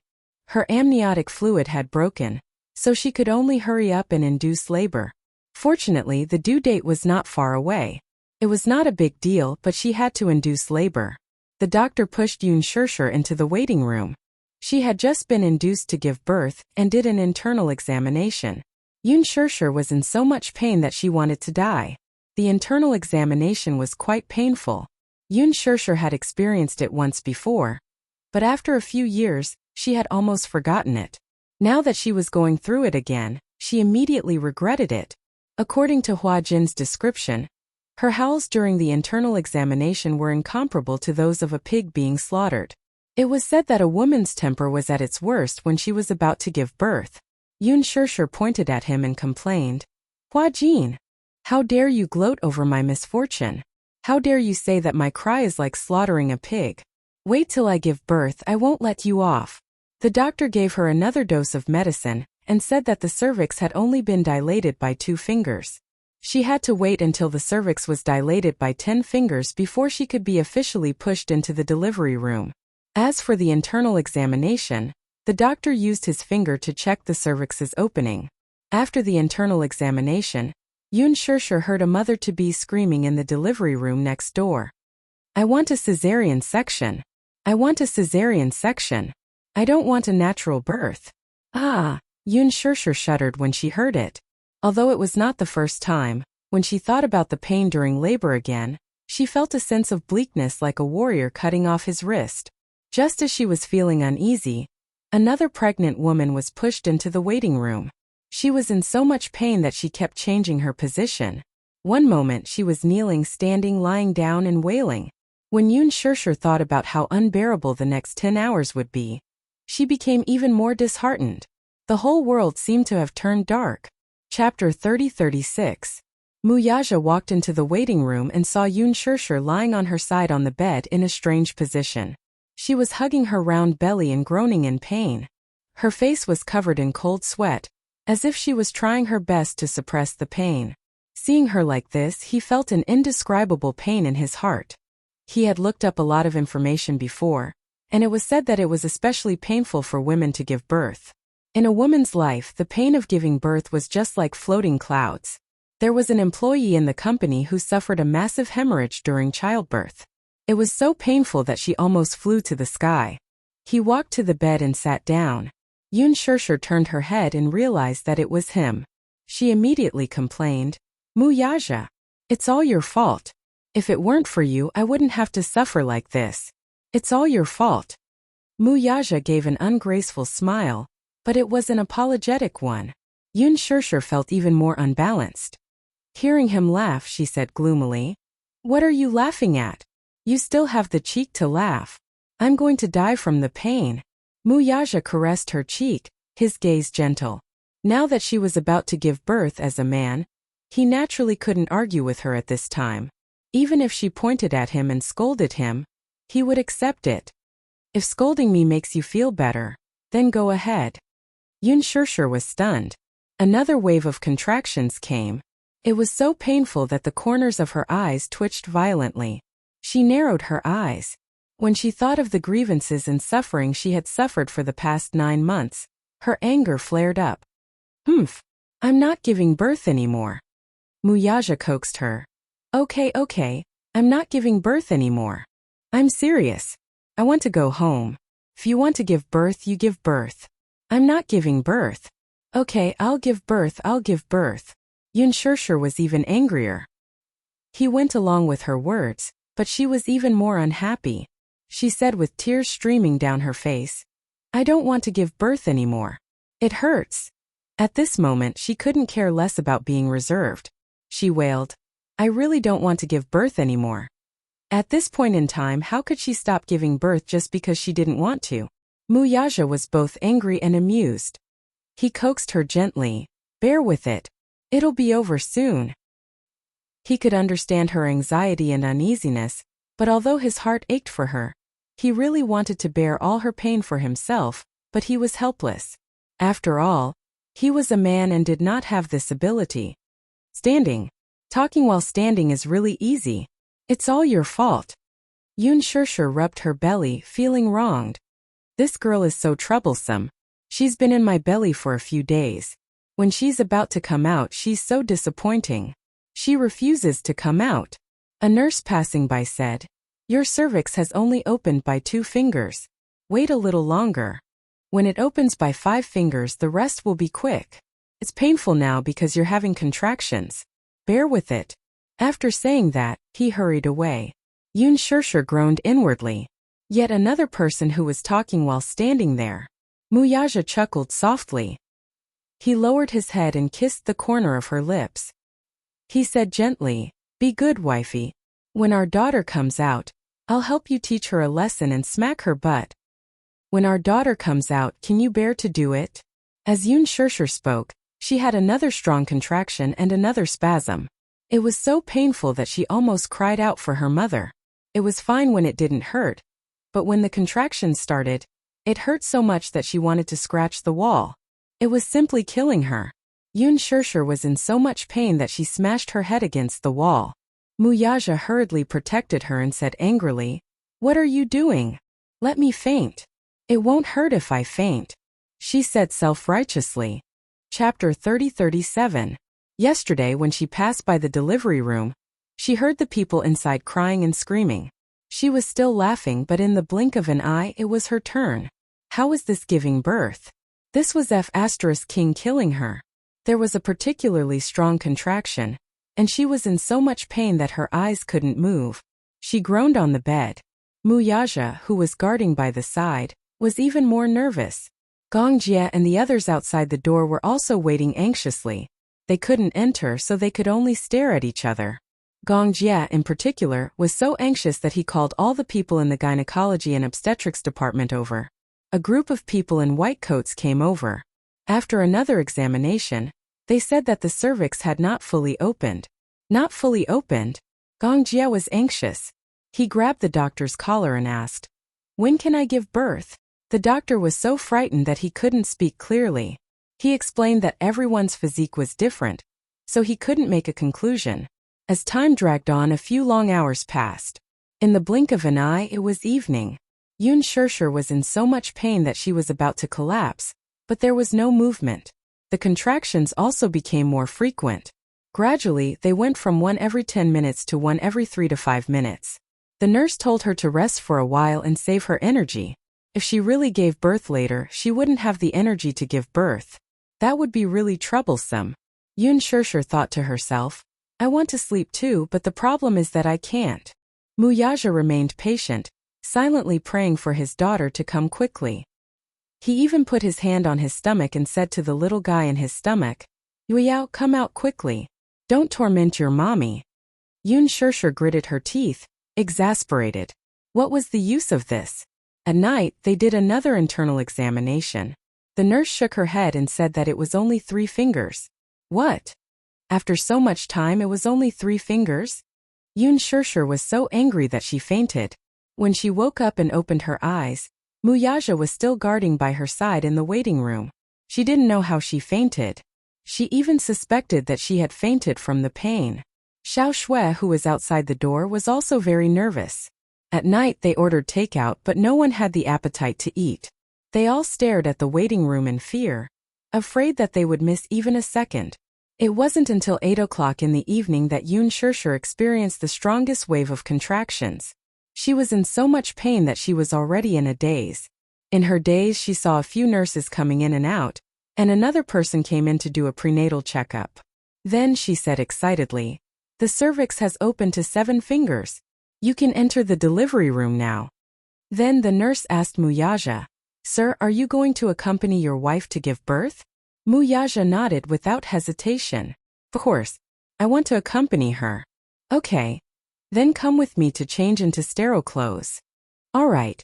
Muyaja turned around and held Yun Shirshir's hand tightly. He smiled and said, "Madam, wait for me, okay? I'll be right there." "Okay." Yun Shirshir nodded weakly. Muyaja turned around and left. A few minutes later, a few nurses walked in and pushed her into the delivery room. Only then did she regain consciousness. However, the cervix was still open. Every minute and every second was a living torture. Chapter 30-38. When Muyaja walked in after changing his clothes, he saw her lying on the bed. Because she had struggled, her face was extremely haggard, her hair was disheveled, and her clothes were disheveled. He was stunned for a few seconds before he reacted. He walked to her side and held her hand tightly, his heart aching for her. Yun Shirshir called out his name in pain. "Muyaja. I'm here. Hubby. I'm here. Hubby, I'm in so much pain that I can't take it anymore." Muyaja's heart ached terribly. "What do you mean you can't wake up? My wife can do it. I don't want to give birth anymore. Boo-hoo." Yun Shirshir was utterly defeated. Muyaja's eyes were red with heartache. He turned around and grabbed the nurse. "My wife said she doesn't want to give birth anymore. She's in so much pain. Is there any way?" The nurse said, "Wait a moment." Then she turned around and left. After a while, the nurse came back with a delivery ball. It was about half the height of Yu Yu's body. It was very elastic and looked like a bigger yoga ball. She said, "Help your wife sit on this ball and weigh it a few times. This will help open the cervix." Muyaja nodded and helped Yun Shirshir sit on the delivery ball. He supported her body and supported her steadily. If it were in the past, this would be too childish and he would never do it. But now, he was willing to pay any price to help her get rid of her suffering. Yun Shirshir was tormented by wave after wave of excruciating pain. This time the pain wasn't like before. It was as if two of her bones were being separated bit by bit. She was in so much pain that she desperately grabbed Muyaja's arm. Her other hand was like a cat, desperately scratching whatever she could reach. Muyaja looked at her frantic expression, and his heart ached so much that he almost suffocated. Especially when he saw that her nails were broken and embedded in her flesh because of her scratching. His heart ached even more. He suddenly stretched out his arm and said, "If it hurts, bite me. Don't torture yourself like this." Yun Shirshir hugged his arm, feeling wronged. She opened her mouth and bit him, but she couldn't bear to use force. When the nurses saw this scene, especially when they saw the heartache in Muyaja's eyes, they felt warmth in their hearts. Many husbands had accompanied their wives to this delivery room before, but most of them stood there like a block of wood. Among them, there were even some men who were impatient and full of complaints. When dealing with their wives, they did not have anything good to say to comfort them. They only said, "Bear with it. Bear with it." During the delivery, many men were stunned by the scene. Some of them couldn't accept it and ran out. But this man was different. His heart really ached. Gradually, Yun Shirshir felt that she couldn't take it anymore, and wanted to lie down on the bed. The nurse came over to take a look and said that it was about time, so she helped her lie down on the bed. Lying on the delivery bed, the pain engulfed her all of a sudden. Yun Shirshir felt as if she was struggling on the sea and was about to drown. Wave after wave hit her, and the whole world was spinning. "Harder!" The nurses rushed up and surrounded Yun Shirshir nervously. Muyaja held her hand tightly by the bed and encouraged her. "Shirshir, you can do it. You're almost out." As he said this, he followed the nurse's instructions and stuffed a piece of chocolate into her mouth. Chapter 30-39. At midnight, after 4 hours of torment in the delivery room, Gong Jie and the two little fellows were pacing around anxiously outside the door when they heard a long and crisp cry coming from the delivery room. Gong Jie was so shocked that he rushed to the door and looked inside excitedly. Soon a nurse walked to the door and said with relief, "It's done! It's done! Mother and daughter are safe. Mother and daughter are safe. Wow! Sister! Sister is out." The Mu family's beloved little princess had finally arrived in this world under everyone's anticipation. Gong Jie was so excited when he heard this that he immediately hugged Yu Yu and Xiaoi Chen. He was as happy as a child. Yu Yu was overjoyed. Uncle's beloved niece is finally here.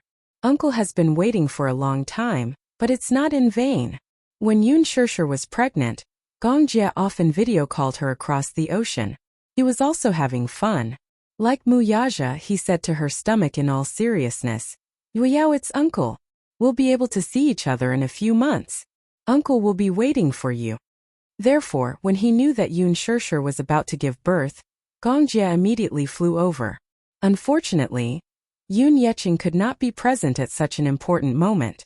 He could not walk and could not leave the breathing mask. Therefore, it would be difficult for him to see this scene with his own eyes. Xiao Shui was also very excited. She hugged Hua Jin without reservation and laughed heartily. Hua Jin waited silently at the door for a long time.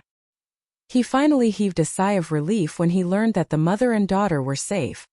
"Oh my, it's a little princess. She's so beautiful." The nurse carried the baby, wiped his body clean, pressed his footprints and weighed him. After a series of examinations, the baby was very healthy. He opened his two chubby little paws and cried loudly.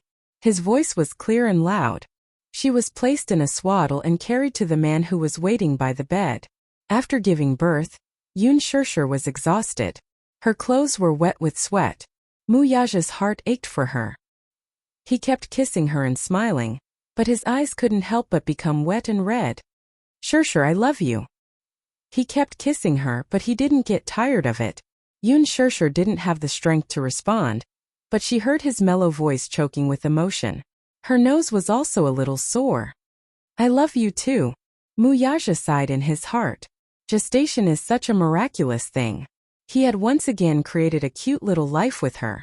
Unlike her first pregnancy this time, he had been by her side the entire time. And the most fortunate thing was that he had witnessed this moment with his own eyes. Thank God.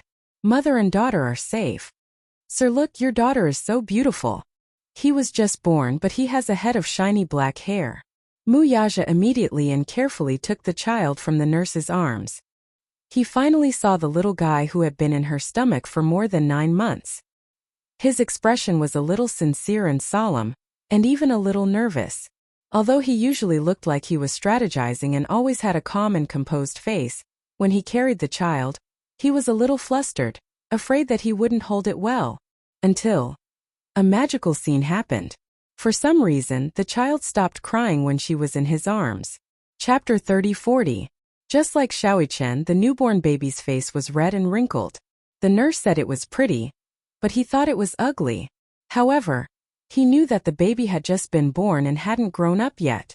Just by looking at the baby's eyes, he knew that it would be very beautiful when it grew up, like Xiaoyichen and also like Yu. However, the baby suddenly stopped crying. He looked up nervously and asked, "Why did she stop crying?" The nurse smiled and said, "This is the first time we've seen it. She was crying so much when she was in our arms. Why did she stop crying when she was in your arms? Maybe the father and daughter have telepathy. Don't worry, sir. We've done a checkup. The baby is very healthy." Muyaja's heart finally calmed down. It was a good thing that the baby was healthy. The more he looked at the chubby little angel in his arms, the more satisfied he felt. There was a doting smile in the corners of his eyes, and his expression relaxed a little. As he smiled, the baby's lips curled up slightly as if she was smiling. He was surprised, so he carried the baby to Yun Shirshir and said gently, "Honey, look, Yuyao is smiling." Yun Shirshir held onto the railing of the delivery bed weakly and sat up slightly. Suddenly she smiled weakly and said, "I can't see." Muyaja felt a little upset when he heard that. "Can I touch her?" The nurse said, "Yes, you can." She reached out and touched the baby's lips. She was surprised when she touched the baby's lips. She's really smiling. Muyaja was worried that she wouldn't have the strength to sit up properly, so he carried the baby closer to her so that she could get closer to the baby. Yun Shirshir's heart suddenly surged. When she first found out that she was pregnant, she was a little taken aback. She thought that having Yu and Xiaoyichen around was enough to cause a ruckus. But when she saw this little guy with her own eyes, her heart was filled with endless emotions, and the corners of her eyes couldn't help but become moist. She suddenly felt that the pain she had suffered just now wasn't in vain. If her child could be born healthy, all the suffering she had suffered would be worth it. So cute. Her maternal instincts were stimulated to the extreme as she reached out to carry the child. Muyaja carefully watched over her and realized that, although she was exhausted, she was still able to hold the child steadily. This was probably the power of motherhood. "Yuyao, you're finally here. Daddy and Mommy have been waiting for you for a long time," Yun Shirshir said and gently kissed the corner of her eyebrows. She touched the baby's eyes and found that she couldn't open them. Her eyes were closed, and her eyelashes were long, thick, and slightly curled. In this aspect she resembled her father a lot. In her warm embrace, the baby suddenly opened her mouth and moaned. Her little mouth moved a little, as if she wanted to suck on something instinctively. The nurse was amused. "She's going to drink milk," Yun Shirshir asked. "Can she eat now? There's no rush to feed her. The little guy is so obedient and doesn't make a fuss. There are so many babies who just came out and they're crying so hard. She must take after her father in this aspect, right?" Muyaja's face strangely turned red, and he smiled. He was actually shy. "Don't say any more. Daddy is shy." Chapter 30-41. "Hubby, you're going to be a father again." He smiled, raised his hand and gently caressed her cheek. Touched, he said, "My wife, it's been hard on you." "I won't." Yun Shirshir lowered her head again and blinked. She wanted to see the little princess more clearly, but her vision was blurry. Even though she couldn't see, she felt more satisfied and happy with the child in her arms. As long as she can be healthy, I feel that all the pain and suffering is worth it. Are you tired? Why don't you rest for a while? Muyaja took the child from her arms, not wanting her to work too hard. Yun Shirshir nodded and didn't force herself. She was happy that the child was born and wanted to hold it for a while longer. However, she was really exhausted after such an experience. Hence, she closed her eyes and fell asleep very quickly. When she woke up again, she had already been sent back to the ward. When she was awake, she heard Gong Jia and Hua Jin arguing. Yuyao was smiling at me. This means that my niece and I have telepathy, Hua Jin emphasized. Before you came over, when I held her little hand, she was already smiling. Shut up. It's true. You're being unreasonable. Do you believe that I'll beat you up? I do. Then tell me, who exactly was she smiling at? You. Gong Jia's domineering tone and Hua Jin's resentful tone formed a stark contrast. The child had already been sent to the room. Gong Jia and Hua Jin rushed over excitedly to see the little princess. Hua Jin was the first to go up and grab Yueyao's hand. In the end, just as Yueyao's lips curled up, Gong Jia came over and saw it. He was pleasantly surprised and said that his niece was smiling at him. Hua Jin emphasized that Yueyao was smiling at him, and he just happened to come over. The Gong Jia could not take it anymore. His face immediately darkened. Muyaja stayed by her bedside and held her hand. Although he wanted to be with his daughter, Gong Jia, Hua Jin, Yu Shaoichen and Xiao Shui surrounded the little princess. With so many people accompanying the little princess, he felt sorry for his own woman and naturally wanted to protect his wife. For his little princess, his daughter had suffered so much. She was a daughter after all, so there would be a lot of time to accompany her in the future. But his woman had suffered so much, so he naturally had to take good care of her. Yun Shirshir didn't open her eyes. She didn't have any strength, so she fell asleep again. Yu looked at the little princess and felt a little curious. Little sister's face is so wrinkled. Shaoichen said. I was like this when I was born too. His face is so wrinkled and ugly. Yu gave him a sidelong glance. You've seen it before? Of course. Shaoichen said. Daddy took a photo of me and even showed it to me. Oh, it's so disgusting. Hua Jin didn't know whether to laugh or cry. How can you say that you're disgusting? But it's really disgusting. Shaoichen said pitifully.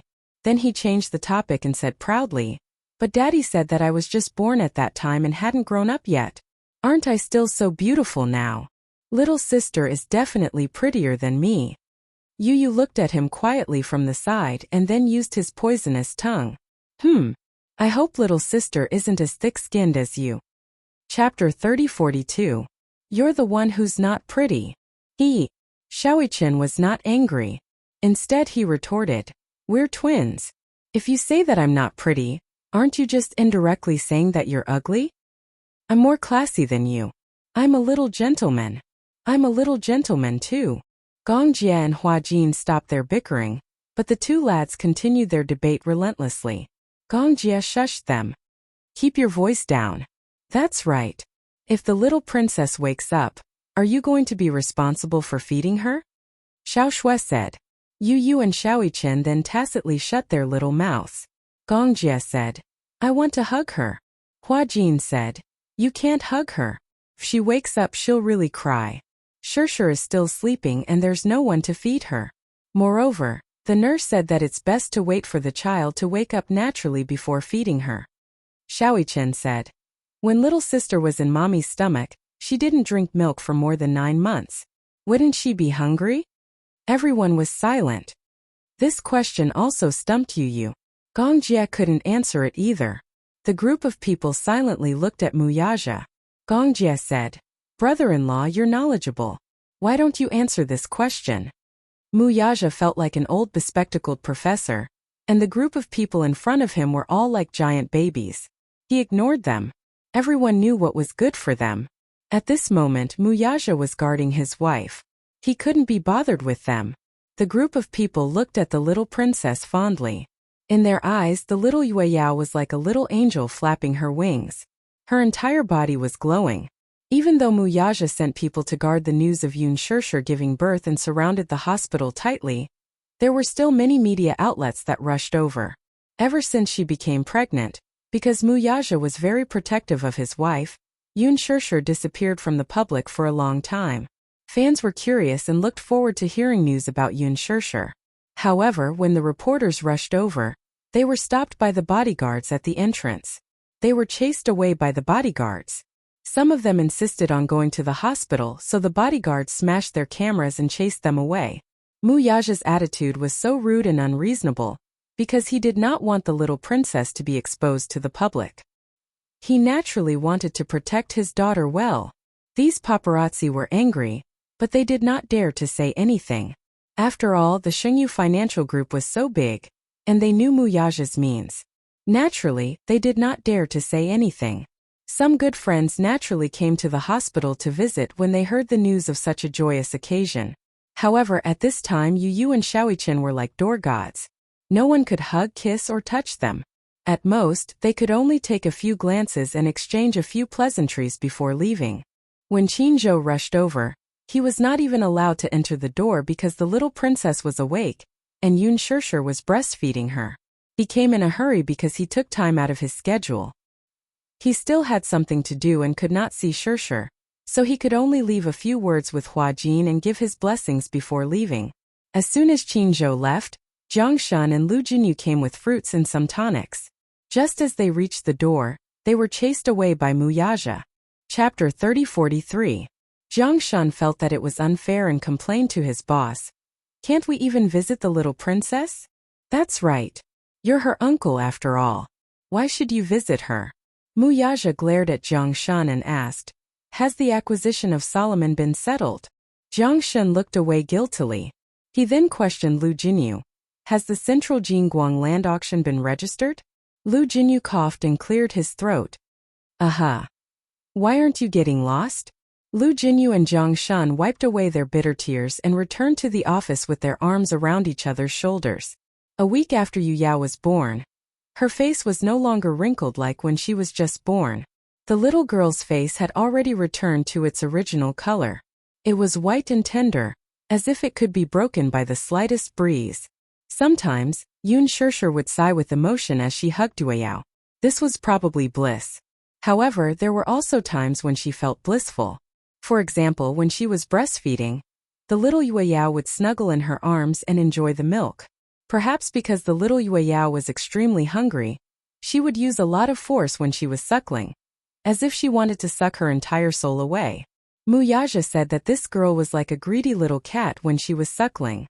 Yoon Shirshir felt that it was especially so, but she was so happy and fierce when she was suckling. It was quite painful. Why was she so greedy? When Yu was suckling, she wasn't like her. She was very reserved and quiet. She wasn't so fierce. But then again, why else would there be a saying about using all the strength of suckling milk? Haha. This frankincense was quite magical for a baby in swaddling clothes. Every time she was breastfeeding, she would carry the crying baby into Yoon Shirshir's arms. The little guy would almost instinctively burrow into her arms, accurately suckle his target, and then suckle hard. Yu said that she had seen a piglet sucking milk under an old sow's stomach on television. It was just like this. Although they did look alike. However, Muyaja was the first to disagree. Who are you calling a piggy? Who's the old sow?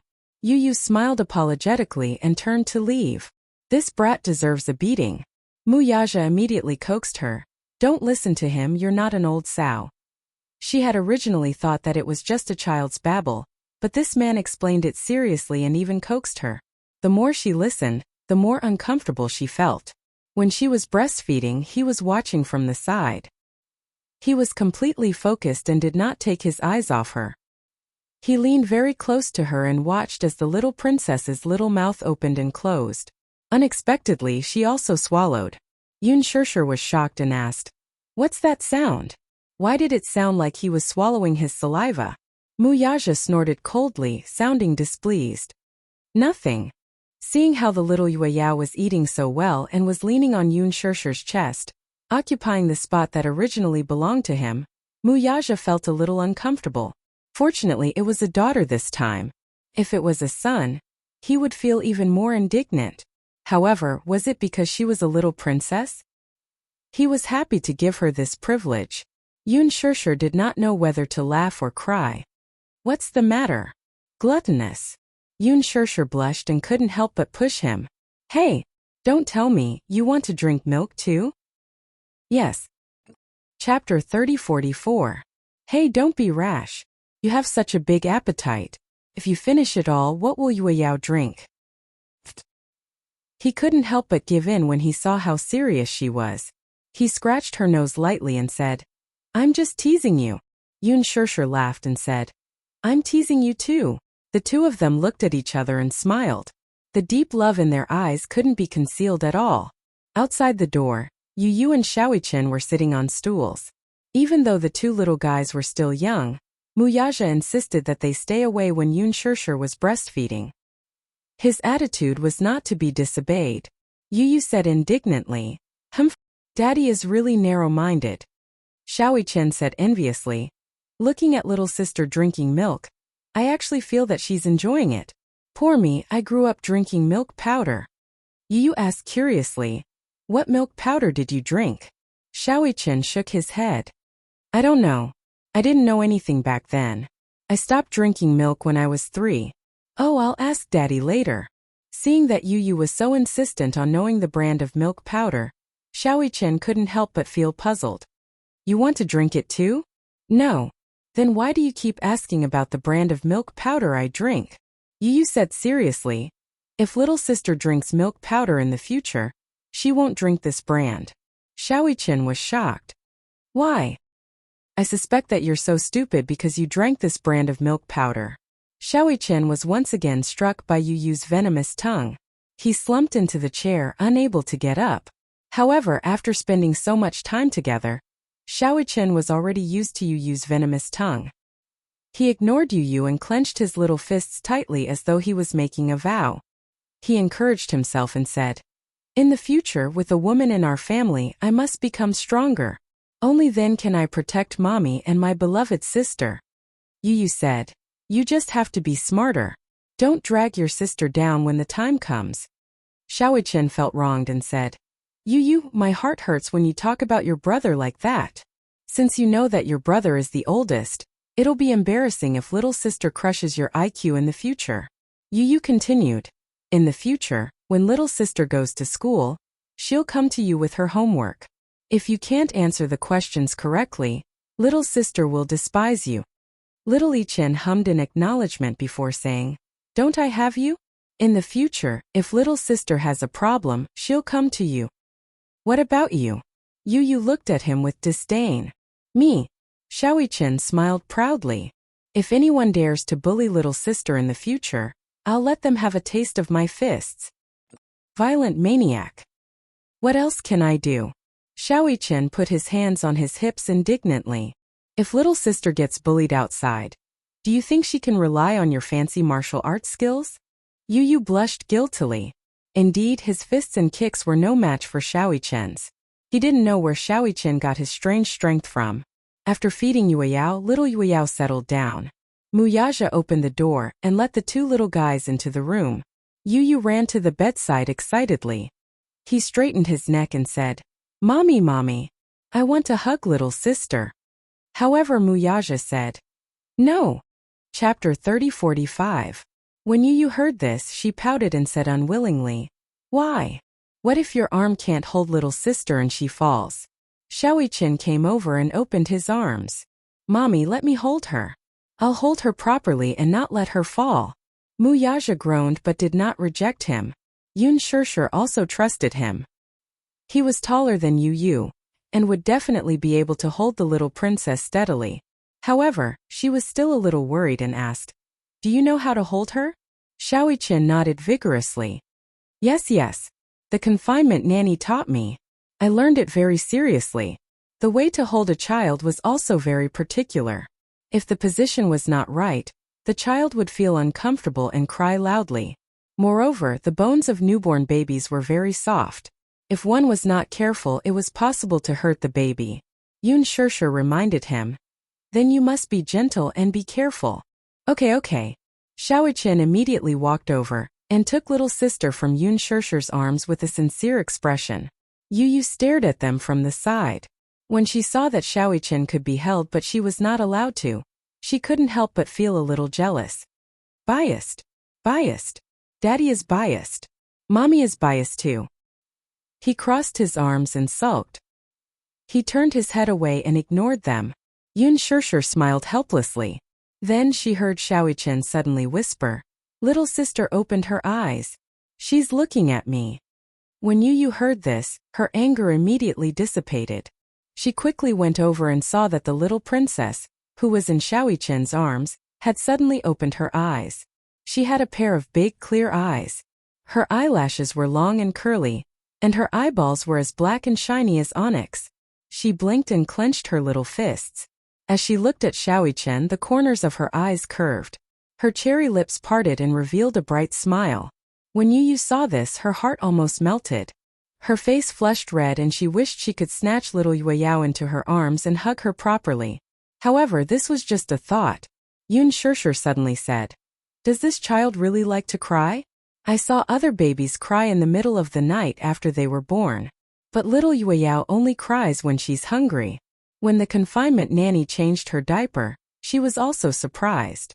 She said that it's a miracle that she was born to smile. Muyaja said, "Little Yueyao Yu." Little Ichin doted on her and carefully hugged her. However, to his surprise, little Yueyao reached out a chubby little paw and suddenly grabbed his collar. He did not know where she got her strength from, but she held on tightly. With a tug, her two little feet suddenly kicked as if she was excited. Yu's face flushed red when he saw how adorable little Yueyao was. He clamored for a hug and turned his head to plead. "Daddy, can't you let me hug her? I'll sit on the bed and hug little Yueyao carefully. She won't fall." When Muyaja saw that he really wanted to hug little Yueyao, he nodded and said, "Okay." Thus Yu excitedly took little Yueyao from Xiaoqian's arms. He had learned how to carry babies from the confinement nanny, and he had learned it together with Xiaoqian. This was the first time he carried little Yueyao in his arms. She was so small and soft that he could not bear to use his strength. Chapter 30:46. When little Yueyao saw him, she was also curious. She widened her eyes slightly and looked at him curiously. Yu gazed at her tenderly, his heart filled with tenderness. He had been looking forward to this little thing for a long time. He had always dreamed of having a younger sister, and had been looking forward to it for a long time. He also had high hopes for Muyaja. Fortunately, his daddy had not let him down and had not made him wait for too long. His younger sister had been born for more than a week. Because she was sleeping most of the time, he rarely saw her open her eyes. Especially when she was smiling with her eyes open, it was very rare. Once, he heard his daddy mention that his younger sister loved to smile. When she smiled, her eyes would curve like two crescent moons. He was even more curious, but he never had the chance to see it. Even though his health was not good and he needed to rest recently and couldn't run much, he couldn't bear to go home when his younger sister was in the hospital. Every time he reluctantly went home and lay in bed, the image of his younger sister's young face would always appear in his mind. His heart felt so full. As if there was nothing filling it up, there was a voice that kept repeating, You finally have a younger sister. From now on, you must be the best brother in the world. Let your younger sister be the happiest sister in the world." When Yun Shirshir was pregnant, he and Xiaoqian wrote in their diaries seriously, looking forward to their younger sister's arrival day and night. When Zhongli came to visit Yun Shirshir, she deliberately teased him and said, "When you have a younger sister in the future, Daddy and Mommy will dote on her. They won't dote on you anymore." Now that the two-child policy was fully open, every family could have a second child. Zhongli also wanted to have a second child. She wanted to have another son so that she could have both a son and a daughter. However, when she accidentally mentioned this to her daughter was very resistant and said that she didn't want a younger brother or sister. If she had a second child, she would run away from home. Nowadays, the majority of people were only children. However, when the second child era came, many older children were very resistant to it. Originally, the family revolved around one person. If they had a second child, it would mean that the younger brother or sister would take away the love that originally belonged to them. Naturally, the eldest son was unwilling. However, Yu said, "Even if my younger sister is born, Mommy will still dote on me." Says who? Look, your younger sister is so cute. Your mommy loves her so much. From now on, her love will not only belong to you and Xiaoyi Chen.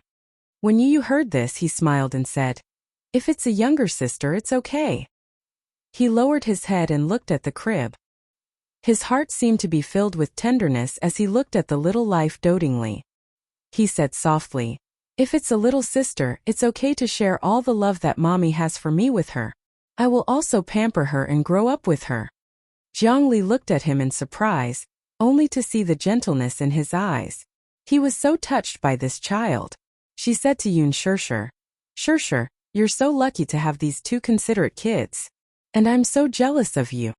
Yun Shirshir was also very touched. She had asked Yu in private if he would be jealous if they revolved around their younger sister in the future. Chapter 3047. Yun Shirshir's heart was filled with warmth when she heard these words. At that moment, Yu hugged his little sister. His heart was filled with emotions. Ever since his little sister was born, there had been constant changes. Even though these changes were minimal in Yu's eyes, they were huge changes. Now she was gradually growing up. He lowered his head and sniffed gently. The little one had a milky fragrance that was unique to babies. How fragrant! Could it be that he was like this when he was young? Yu was thinking about it. However, the moment he lowered his head, little Yuyao's nose suddenly wrinkled. Her beautiful eyebrows were tightly knitted together. A storm was brewing. Xiaoyi Chen noticed that something was wrong with her expression and exclaimed. In the next second, little Yueyao suddenly opened her mouth, straightened her throat and started crying. Wah wah wah. Yu was startled by her crying.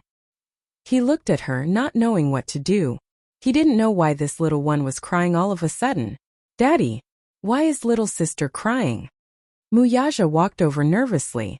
When he saw little Yueyao crying at the top of her lungs and her little face flushed red, he thought that she was feeling unwell. He was also puzzled. He asked, could she be hungry? Yun Shirshir said strangely, she just breastfed. Why would she be hungry again?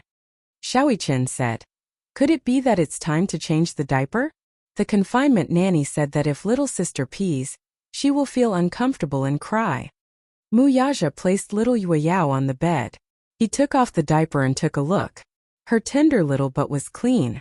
Xiaoyi Chen took a look and smiled. Has Daddy been changing little sister's diaper all this time? I see that Daddy's movements are very practiced.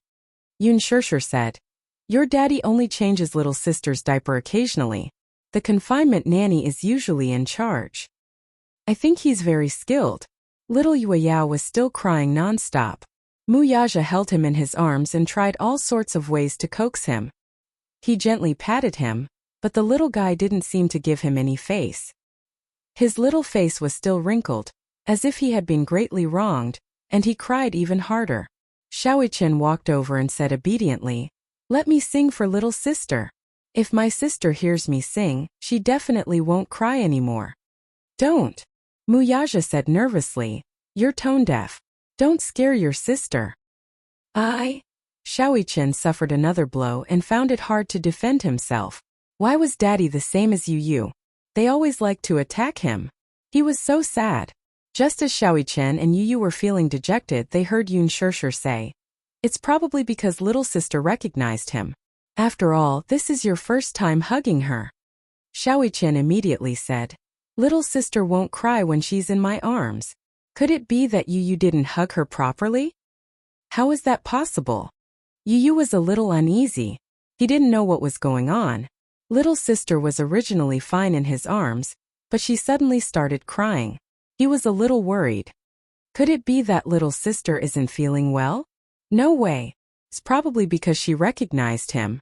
She'll be fine after some coaxing. Muyaja hugged Yueyao and coaxed him.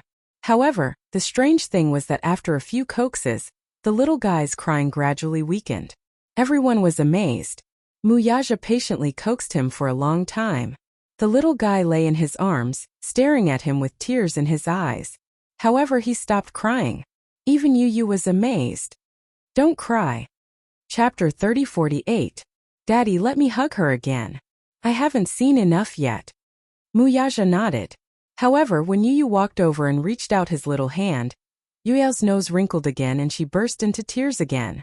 Yu instinctively retracted his hand and hid to the side. He stared at her innocently as if he had done something wrong. He pinched the corner of his shirt uneasily and looked a little lost. Muyaja looked at Yu's expression. For some reason his heart ached. He immediately coaxed him and said, "Little sister wants to sleep. Is that so?" However, Yu still felt sad. Little sister didn't seem to like him that much.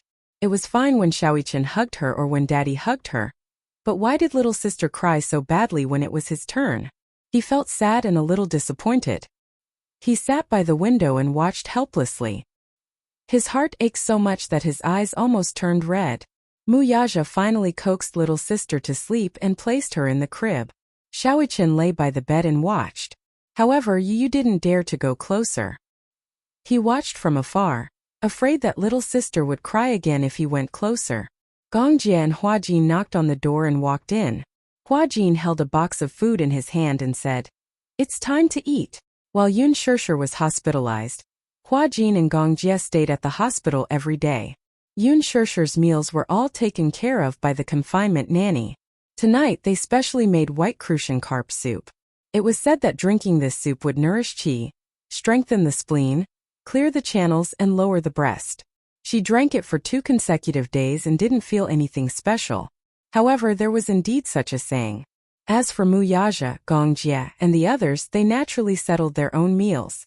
If there were no special circumstances, Muyaja basically stayed close to her. When Gongjie and Huajin went out to eat, they would bring back fast food for him. Sometimes it was a box lunch and sometimes it was cooked by Huajin himself. Huajin's culinary skills were not bad, and Muyaja recognized it. Sometimes, he would take the initiative to ask to eat Huajin's cooking. Yu sat at the table unhappily. She held her chopsticks and looked at the sumptuous dishes, but she had no appetite. Gongjie saw this and couldn't help but scratch his nose. "What's wrong? Why do you look so glum?" "Uncle, will little sister cry when you hug her?" Gongjie was a little confused. He raised his eyebrows and said, "No, Yuya doesn't like to cry. She especially likes to laugh. Why are you asking this?" Yu then asked Huajin, "What about Uncle Huajin?" Huajin covered his face and said, I haven't hugged her yet." He wanted to hug her too, but Muyaja and Gongjie both disagreed. Yu was even more disappointed. "Little sister cries a lot when I hug her," Huajin remarked. "Isn't it normal for such a small child to cry and throw a tantrum? But everyone says that little sister loves to laugh and rarely cries. Why did she cry when she was in my arms?" Gongjie rubbed his round face and said, "You can try again next time. Maybe little sister is sleepy and wants to sleep. A baby this big is especially sleepy. Don't think too much, okay?" Oh, Yu had originally thought that this situation was probably just a coincidence, so he didn't think too much about it. However, he didn't expect that this situation would continue to happen. The next day, Yu went to the hospital. The confinement nanny had just changed the baby's diaper. He walked over and asked to hug little sister again. Chapter 3049. After receiving his permission, Yu was elated and carried Yueyao in his arms. However, the little thing was originally grinning from ear to ear. When she was carried in his arms, she did not react at first, but after a while, just like last night, a storm was brewing. She whimpered for a while, blinked her eyes, and 2 drops of tears fell. Her tears fell rapidly and slid down her cheeks. Her cries were earth-shattering as they escaped her little mouth from her throat. Yu was caught off guard. He watched as her little mouth opened wide. He could even see the quivering little tongue in the depths of her throat. Wah! The little one opened her mouth and cried earth-shatteringly. She even lifted her little leg and kicked his arm, as though she despised him. She used a lot of strength. Yu was in pain from the kick, but he didn't dare to let go, for fear that he would hurt his little sister in his arms. The confinement nanny hurriedly took the child from him and coaxed her for a long time. In the end, she still ended up in Yun Shishir's arms. Only then did she stop crying.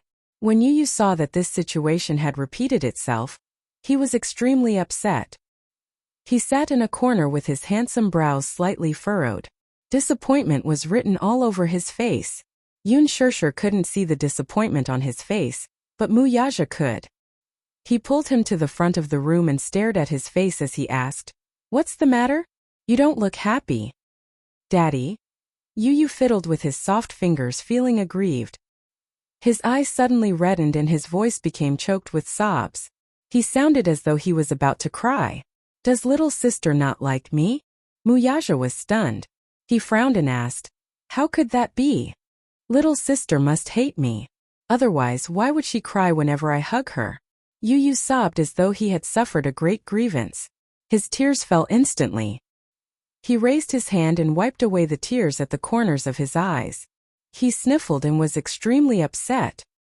He rarely cried, and even more rarely showed such a helpless and flustered expression. He always had a calm and collected expression, probably because he was too sad, too upset, and also a little scared. His imagination was running wild, and he was worried that his sister really hated him, so he felt very wronged. Mu Yaja had never been good at comforting others. Seeing that little munchkin was so upset, he only patted him on the shoulder lightly, but it was difficult to console him. When Yun Shirshir heard this, she felt a sharp pain in her heart. She immediately said, Yu, don't let your imagination run wild. Little sister, why would little sister hate to you? Then why does she cry whenever I hug her?" He was even more aggrieved. "I didn't want little sister to hate me. To his tearses to s's twos. He's evens to little to us. Twos. I like little sister so much. I think she likes me as her brother too." Mu Yaja hugged him gently. Xiaoi Chen was beside them, but he didn't know how to comfort him. At this moment the confinement nanny walked over and said with a smile, Yu, could it be that the smell of Chinese medicine on you is too strong? Although little sister is still young, her nose is very sensitive. Of course she doesn't like the smell of Chinese medicine. When Xiaoi Chen heard this, he immediately leaned over and sniffed his body. He nodded and said, "Yeah, the smell of Chinese medicine is indeed a little strong." He had indeed been drinking Chinese medicine for the past few days. "Is that really the case?" Yu stopped crying. He raised both his arms and sniffed himself, but he couldn't smell anything. This was because he had been drinking Chinese medicine and his nose was already used to the smell. He couldn't smell anything strange anymore. Chapter 30-50. His heart wasn't good. Every time the season changed, his heart would palpitate if he didn't take care of it. Hence, he had been drinking Chinese medicine for the past few days. People who drank Chinese medicine would more or less have the smell of Chinese medicine on them. They might not be able to smell it normally because the smell was very faint if they kept a distance. However, when they were close enough they could smell it clearly. Because of that, Yu Yao, who was being held in his bosom, was able to smell it the clearest. Because of that, she began to resist. The child was still young and couldn't speak yet. Hence, she could only cry to express her dissatisfaction. The confinement nanny was just saying it to comfort him, telling him not to take this matter to heart. However, the boy, who loved his sister dearly, kept this matter in his heart. When he got home that night, the nanny had boiled the Chinese medicine and placed it on the table. She called out to him, Yu, time to drink your medicine." After Yun Shirshir gave birth, Mu Yaja had arranged for her to go to the best confinement center in the capital for her confinement. During her absence, he had hired a nanny to take care of the two children. Yu walked over and glanced at the Chinese medicine. Suddenly, he remembered how his sister had cried and his heart ached again. It was all this Chinese medicine's fault. He hated this medicine to the core. However, he didn't show it on his face. Instead, he said to the nanny, "Auntie, I'll bring it back to my room to drink. Okay, be careful. It's hot. You can drink it after it cools down." "Okay." Yu picked up the bowl and walked back to his room. The nanny reminded him from behind, "Be careful. Don't spill it." "Okay, got it." Yu carried the bowl back to his room and closed the door. He lowered his head and sniffed it. Instantly he frowned. Indeed, Chinese medicine smelled really bad. If he hadn't been used to it and drank it often, he probably wouldn't have been able to stand the smell. Thinking of Yue Yao, he hesitated for a moment. Then he walked to the bedside, opened the window, and poured the medicine out onto the flower bed. He was smart enough to keep a mouthful and not pour it all out. Every time he drank it, there would be some dregs left. If he poured it all out at once, it would arouse suspicion. After sitting in the room for half an hour, he walked out with the bowl of medicine and placed it on the table.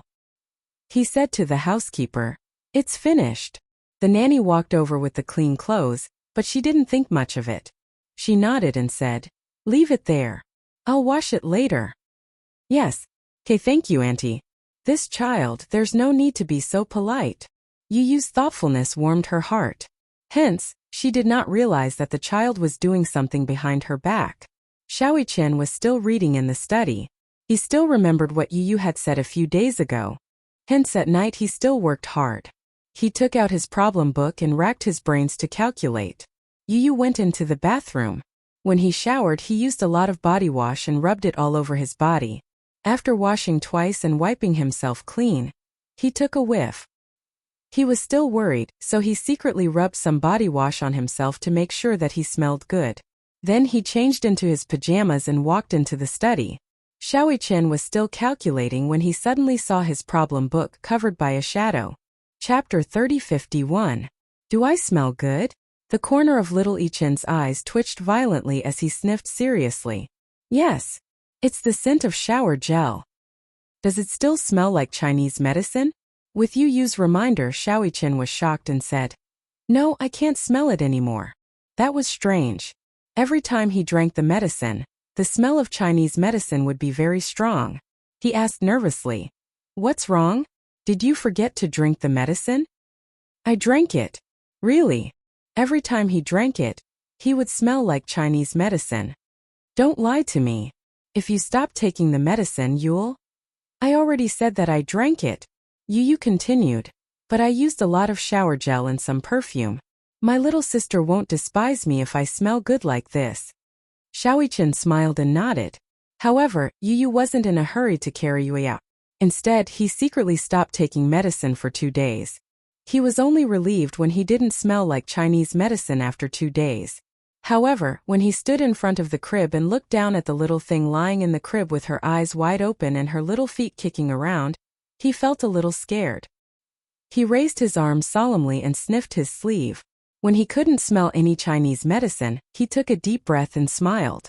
This was because he was afraid that he wouldn't smell like Chinese medicine this time. At this time, the reason why he resisted the smell of Chinese medicine would no longer be valid. What if his little sister cried again? Then she would really hate him. He was afraid that his little sister wouldn't like him. Xiaoqian encouraged him. Yu, what are you waiting for? Didn't you say that you wanted to carry your little sister? Yu felt uneasy and hesitated for a long time. Then, he carefully carried Yue in his arms. Yu looked at the little girl in his arms. She was sucking on her thumb and looking at him with a pair of curious eyes. Yu's heartbeat suddenly quickened. He was worried that she would cry in the next second. Muyaja looked at him from the side. He saw Yu hugging Yue with a solemn and sincere expression. It was as if the person in his arms was a holy little angel that no one could blaspheme. She stared at him and he stared back at her. Yu held his breath as she stared at him curiously. The little thing's eyebrows had yet to fully develop, and its face was still chubby. This was the real baby fat. Its eyelids were slightly swollen, but its eyeballs were as black as agate. Yet they exuded a lively aura, as if they were the purest spring water in the world. Just as he was feeling extremely nervous, he saw the little thing in his arms smiling at him. Its round eyes curved into 2 small crescent moons. Its childish smile was soundless, but it could melt one's heart. She was especially beautiful when she smiled. At that moment, Yu really felt as if he had seen an angel's smile. The nervousness on his face immediately dissipated. He looked up at Muyaja agitatedly and exclaimed, "Daddy, little sister is smiling at me." "I saw it." Yu was extremely touched. He gently rubbed his face against her face and let out a crisp laugh. "Little sister, I'm your brother. My name is Yu. Hello." Yu looked up and his gaze landed on Yueyao's soft face. His handsome eyes were filled with doting laughter. He exhaled softly and said, "Yueyao, welcome. Welcome to this world." Chapter 30:52. This was probably a formal greeting between him and little Yueyao. Xiaoqin's heart was also warmed by this scene. He walked over to Yu Yu's side and rested his chin gently on his shoulder. He quietly watched the soft little girl stretch her limbs in Yu Yu's arms. She put her chubby little paws in her mouth and curled them up sometimes. You even know how to curl your fingers? Xiaoqin quickly moved her paws away and said, You can't bite your hand. Then, he used his own hand to wipe away the saliva on her hand. Hua Jin laughed beside them. Wei Yao really knows how to reincarnate. She has 2 older brothers who dote on her so much. She's amazing. For some reason, little Wei Yao opened her mouth and spat out a small bubble. She smacked her lips and put her fingers in her mouth again. Her eyes darted around nimbly as she looked at the world around her curiously. Mu Yaja saw this and was amused. What is she looking at? She's probably looking at the 2 older brothers. Gong Jie walked over and said to Yu Yu, Let uncle carry her. No. Yu Yu defended her and pouted. Little sister finally stopped crying. Let me carry her for a while longer. Gong Jie frowned as well. I haven't been able to carry her for the past few days. Little Wei Yao wants to see uncle too. Let me have her. Yu Yu turned around and refused to let him have her. Xiaoqin was amused by this and said, From now on, little sister won't have to walk anymore. When we go out, I'll have to carry Yu Yu will have to carry mommy, and uncle and daddy will have to fight with me to carry her. Don't tell me her calves are going to become ornaments? Yun Shishir leaned on the bed and said with a smile, All right. Stop messing around with her. Give her to me. It's time to feed her. When Mu Yaja heard this, he hurriedly stood up and carried the child into her arms. Then he turned around and looked around meaningfully. Everyone received his gaze and tactfully walked out of the door. Only after everyone had left did she lift her clothes to feed her nipple. While the baby was suckling, Mu Yaja sat by the bed and looked around. Suddenly he said, This baby's eyes are like yours. How can you tell? I can tell just by looking at the outline of his eyes. Mu Yaja gently pinched her cheeks, not daring to use too much force. It was just a symbolic touch, and it felt as smooth as milk.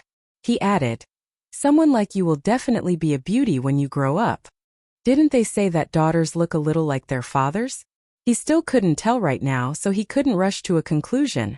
I think that if a daughter looks like you, she'll be even prettier. Mu Yaja looked at her, his heart filled with infinite tenderness. It was a little different from when he held Muichin in his arms when he was born. At that time, he hadn't experienced her pregnancy, and he hadn't been by her side to guard her and accompany her through all those joys and sorrows. He hadn't been in the delivery room to witness the arrival of life with his own eyes. Hence, when Muichin was carried into his arms, he looked at him and exclaimed in his heart, Oh, this is my son. However, although he was happy, he wasn't deeply moved. As Xiaoqin grew up, he didn't know how to play the role of a father. He only knew that he couldn't spoil him too much. Otherwise, he would spoil him too much and that wouldn't be good. Chapter 30:53. Therefore he was strict with his son. That was his education philosophy. Xiaoqin had once been in awe of him. However, when he was with her, the fatherly instinct in him seemed to have finally awakened. He also knew that if he doted on the child properly, the child would not be spoiled, especially when she was preparing for labor. He deeply understood that it was not easy for a little life to come into being. The process in between was mixed with pain and happiness, as well as the anxiety of waiting. Therefore, when he looked at little Wei Yao, he was no longer the ignorant father from 8 years ago. He was a mature and steady father. If one were to say that Yun Shishir's appearance had changed him, for he had always been arrogant and insufferably arrogant. However, she had gently ground away his sharpness and edges, turning him into a man who knew how to love. In that case, Yu Yao's appearance had instilled boundless tenderness into his heart, allowing him to become an even gentler father. When he looked at her, she looked at him too. He suddenly had a feeling in his heart. For her, everything was worth it. He wanted to give her the best things in the world. This feeling might have something to do with the special relationship between father and daughter. Why else would people say that daughters were their father's lovers in their previous lives? With such a special fate, Mu Yaja's love for Wei Yao was even more indescribable. He loved her deeply and wanted to take good care of her. Some children's hair was not thick when they were born. However, little Yueyao had thick black hair, long eyelashes, and fair but healthy skin. When Yun Shirshir was pregnant, she paid attention to the balance of nutrition. In addition, her and Mu Yaja's genes were not bad. No matter how they gave birth, the child would be good-looking. Therefore, when the nurse carried the child for the injection, the other nurses saw it and were extremely envious. With their rich experience, they could tell at a glance that this child would definitely be a beauty when she grew up. When little Yueyao was given an injection, she attracted a lot of attention. Even the directors of the obstetrics and gynecology department came out when they heard the news. When the child was brought back, the nurse said with relish, "Didn't you see those doctors fighting to carry her? I didn't even let them. They said that this little princess can't recognize people, and would cry if she were to be carried by anyone. They all said how regretful they were. Then they all said that this child would definitely be very good-looking when she grows up." When Muyaja heard this, he raised his eyebrows and said, "Don't you know whose daughter she is?" There was a hint of smugness in his words. He was showing off. The nurse said to Yun Shirshir, "Shirshir, you're so lucky. You have such a handsome husband, a pair of handsome sons, and a daughter who is as beautiful as a little angel. God's favor, God's favor." Before Yun Shirshir could speak, Muyaja said, "You're wrong." "What? What do you mean?" Muyaja gazed at Yun Shirshir affectionately and said, "It's my good fortune to be able to marry her."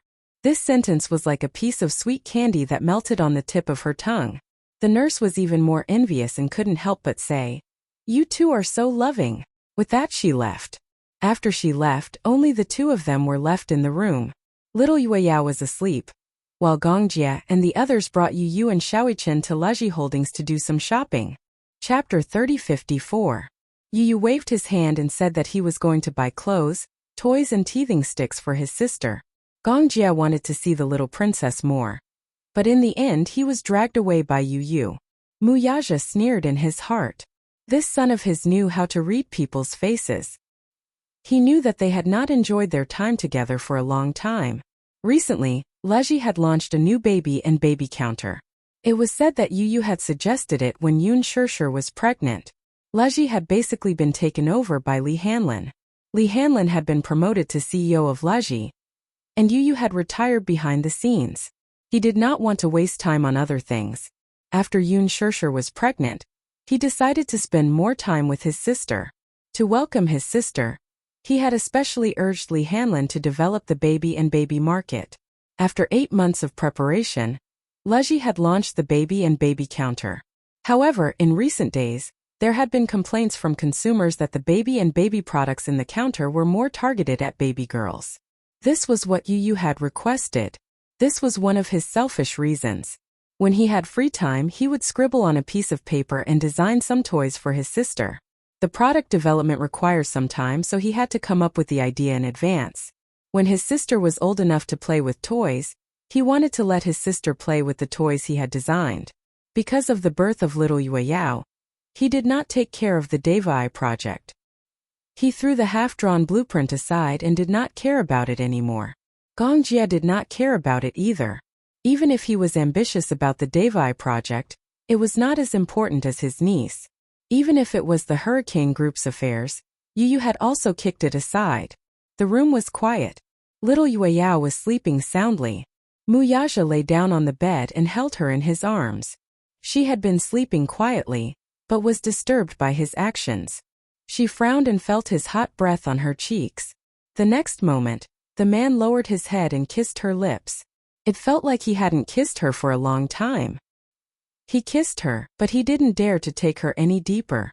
However, when their lips parted, Muyaja lowered his gaze and stared into her eyes. Her beautiful cheeks, which seemed to have been dyed with rouge, and her eyes seemed to be able to hook his soul. He actually could not bear to part with her just like that. Therefore, when she saw him coming up to her again, his large palm forcefully clasping the back of her neck, he almost didn't allow her to retreat even half an inch. The scorching deep kiss, conquering the city, swept through her mouth invasively. She softly snorted, her voice soft and delicate, and her body actually started to heat up slightly. His body also tensed up, and a familiar reaction occurred in a certain part of his body. He instinctively did not want to be restricted to just one kiss. He wanted to have more of her to a greater extent. Their lips tangled together and their breathing gradually quickened. He stared at her, she closed her eyes, but even if she couldn't see, the burning in the man's eyes was self-evident. But when he kissed her collarbone, he forced himself to leave her lips. He wanted her and had endured for almost 10 months, but he deeply understood that now that she had given birth, she could not bear him at all. Chapter 30:55. Hubby, it's been hard on you.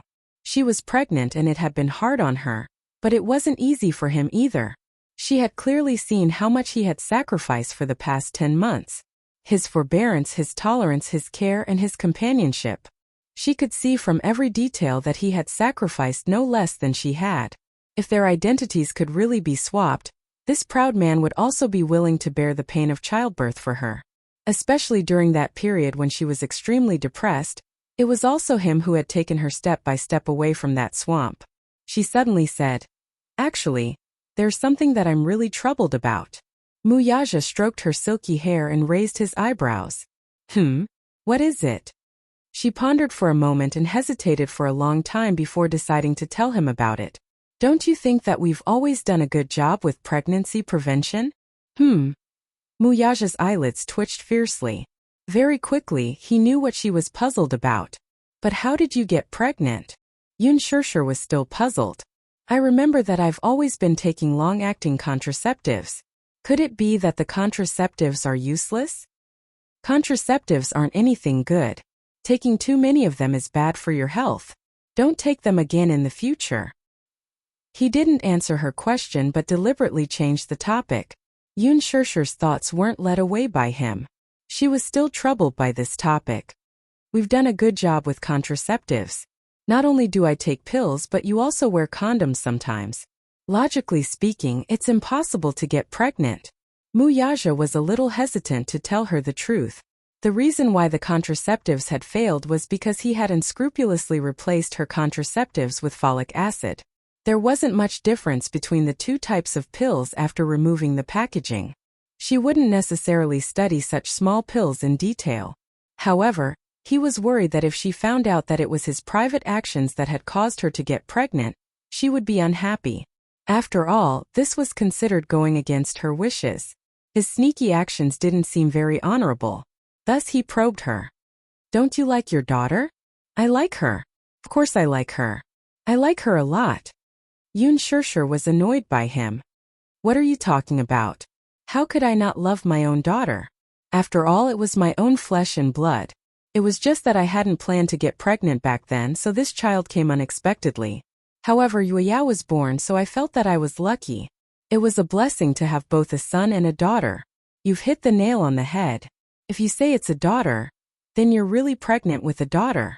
Muyaja suddenly fell silent. Yun Shirshir added, This can be considered a beautiful accident. Actually, Muyaja said, I've always wanted a daughter. Yes. But this time, even if you are pregnant with a son, I will still love him very much. So, after some deliberation he said, I had previously replaced your birth control pills with folic acid. So Yueyao's arrival was both within my expectations and beyond my expectations. Because I never thought that my wish would be fulfilled. The heavens have blessed me and fulfilled my wish. Yun Shirshir was stunned for half a second, but there wasn't much change in her expression. She only curved her lips. He thought that she was going to sulk, so he asked a little strangely, Aren't you angry? Huh. Chapter 30:56. About the replacement of the birth control pills. Yun Shirshir shook her head. At first I thought that the birth control pills had failed. After all, the success rate of birth control pills is limited, so I didn't think much of it. Later, I looked through the medicine box and realized that the pills in it were different from the ones I used to take. I only suspected it, but I didn't expect that you were the one who secretly switched the folic acid pills. Muyaja smiled. It's good that you're not angry. Why should I be angry? Only my man can think of such a wise decision. Secretly switching the birth control pills with folic acid. This method is very like your style. Amazing. But I don't mean to blame you. It's just that with Yueyao, I really don't want to have any more children. It's not because of the body, but because I don't want my love to be divided into too many parts. Yun Shishir snuggled into his arms and said gently, "With you Xiaoichen and now Yue Yao, I feel that I'm the happiest woman in the world. I don't want anything else. I just want all of you to be safe and happy. That's enough. I don't want you to have any more children either." Mu Yaja said, "I didn't experience it before, but now that I've accompanied you through childbirth, I feel that giving birth is really too much for a woman. I'm very satisfied with having 3 children." Yun Shishir nodded. "Then we have to take care of the birth control measures in the future. Otherwise, if another beautiful accident happens, I don't know whether to laugh or cry. Then if I become a high-risk pregnant woman, I'll really suffer. It's not good to take too many birth control pills. If you wear a condom, it won't be 100% successful. How about I go for a vasectomy when I've recovered a little?" Yun Shishir said with a smile. Mu Yaja was stunned and frowned. "No. A vasectomy is just a small operation. It will also prevent a lot of unnecessary trouble." Since they were discussing this topic, Yun Shishir also wanted to talk to him about it. "Hubby, you know me. In this life I've decided on you. I don't want anyone else but you. Therefore, this reproductive function can be removed from my life. In my life I will only have these 3 children. There will be no other children. Since there's a chance that something might go wrong with contraception, why don't we avoid it completely? I heard that ligation is not good for women's health. Since we're talking about this topic, I might as well tell you my decision." "What decision?" Mu Yaja said solemnly. "I plan to have a sterilization operation." "Well, what?" Yun Shishir was a little surprised. This man actually told her personally that he was going to undergo sterilization surgery. What did this mean? This meant that he would be permanently infertile. In fact, sterilization surgeries were mostly performed by men in Europe and America. This was because sterilization surgeries for men were relatively less risky. They could recover in a very short period of time. Basically, they could return to work right after the surgery without any side effects. A few days after Mu Yaja gave birth, the doctor asked him if he would consider having Yun Shishir undergo a vasectomy operation since they already had 3 children. It was the first time he had heard of this term and he was a little puzzled. Hence, he asked around to find out what a vasectomy operation was. Chapter 3057. The doctor explained that both men and women could undergo ligation surgery. However, male sterilization was less risky, and the chances of complications would be greatly reduced. Moreover, the failure rate was extremely low, so there was basically no need to worry about the consequences. If a woman underwent ligation, she would have to face the risk of an ectopic pregnancy. For example, an ectopic pregnancy, if it lasted for a long time, it would affect her health, causing inflammation and infection. In that case, it would need to be removed and reoperated. However, in such an environment in the country, most men were very resistant to such surgery.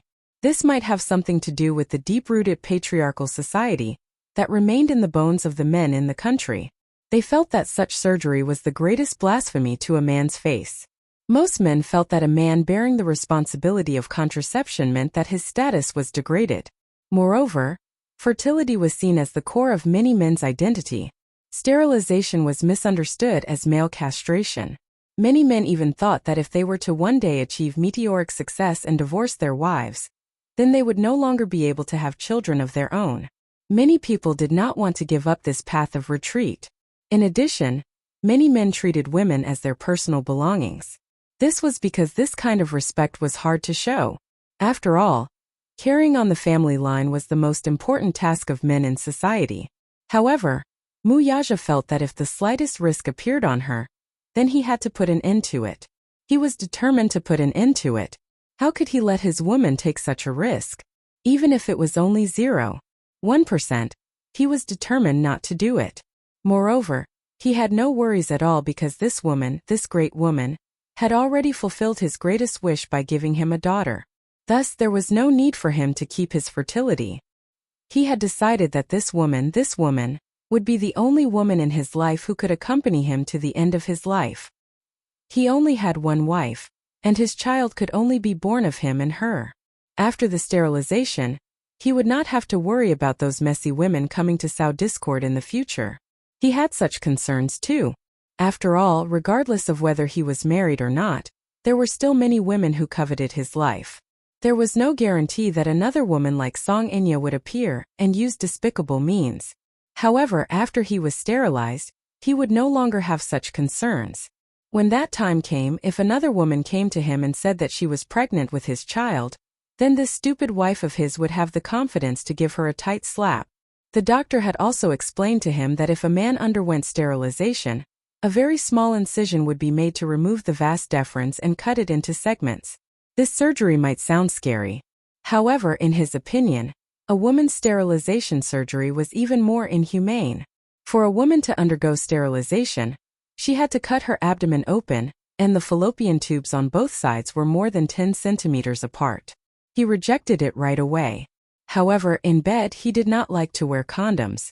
He always felt that it was not very comfortable. Moreover, in a certain aspect he was very sensitive. Therefore, this feeling of discomfort was infinitely magnified. In the past, he did not wear condoms because he hoped to have another daughter. Now that he had a son and a daughter, he could not bear to see her go through childbirth again. He thought that since he did not like to wear condoms, then he would sterilize her. Chapter 3058. However, Yun Shirshir couldn't bear it. She felt that his sacrifice was too heavy. However, her worries were nothing in Muyaja's eyes. After all, women were the carriers of new life. They had to menstruate every month, and this was already a huge burden. Pregnancy took 10 months. After giving birth, their figures would be out of shape and would take a long time to recover. They also had to consider confinement and breastfeeding. What about men? If they wanted children, they just had to be responsible for sowing the seeds. If they accidentally got pregnant, they just had to fork out the money. The woman would still be the one suffering.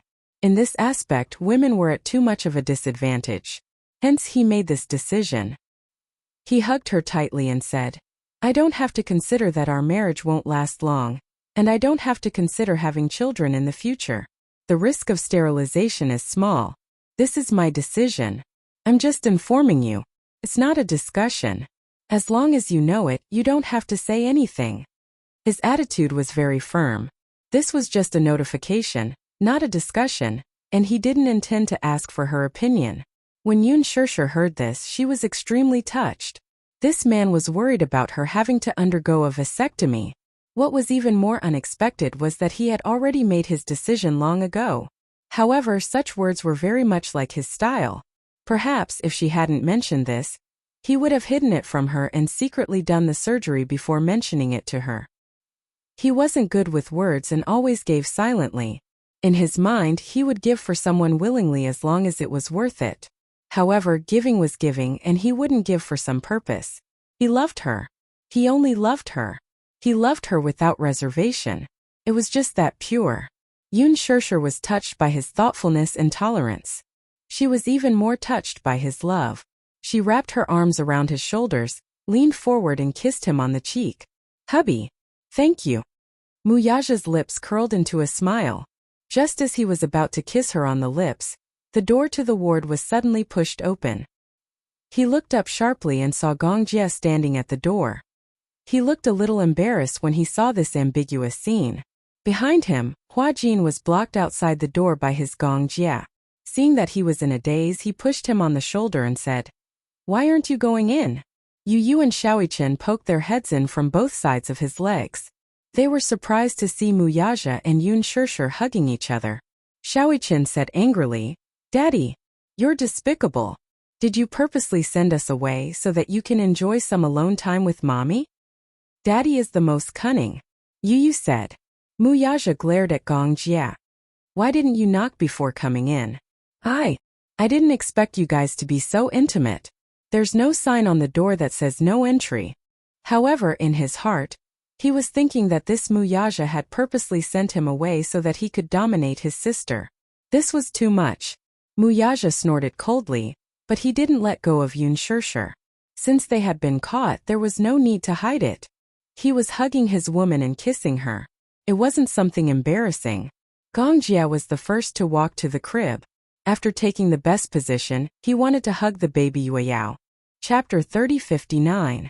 Sensing that someone was touching her, she gave a forceful kick like a little bunny and kicked Gong Jie's big palm away. "Eh? You're so strong?" Gongjie found this to be extremely amusing. However, when he saw that her little feet were still bouncing up and down, he had the urge to tease her. He reached out his long fingers and gently tickled the soles of her feet through her socks. Little Yueyao was very sensitive. As Gongjie teased her, her little legs kicked even harder. Haha, you're like a little rabbit. Yu and Xiaoichen immediately came over to take a look. They saw that little Yueyao's legs were like the paws of a little rabbit. She was kicking and kicking, and her eyebrows were slightly furrowed. She seemed a little unhappy. Yu was eager to protect his little sister.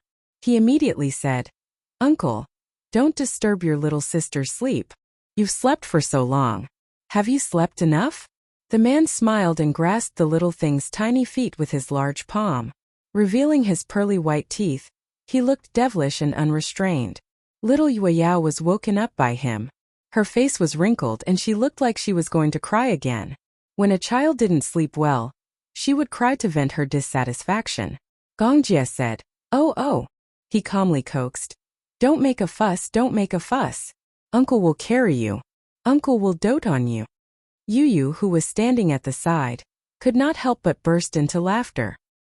He felt that such an arrogant man like his uncle was carrying such a cute little thing in his arms. He was like an ordinary stay-at-home dad, coaxing his daughter with infinite tenderness. It was hard to imagine that this man was the most terrifying chief commander of Hurricane Group, Gongjie. Wasn't the difference in their image a little too big? Yu couldn't stop laughing. Gongjie saw that he was laughing and said angrily, "What are you laughing about?" Yu cleared his throat and smiled elegantly. "Nothing. I just feel that, uncle. Why are you so cute?"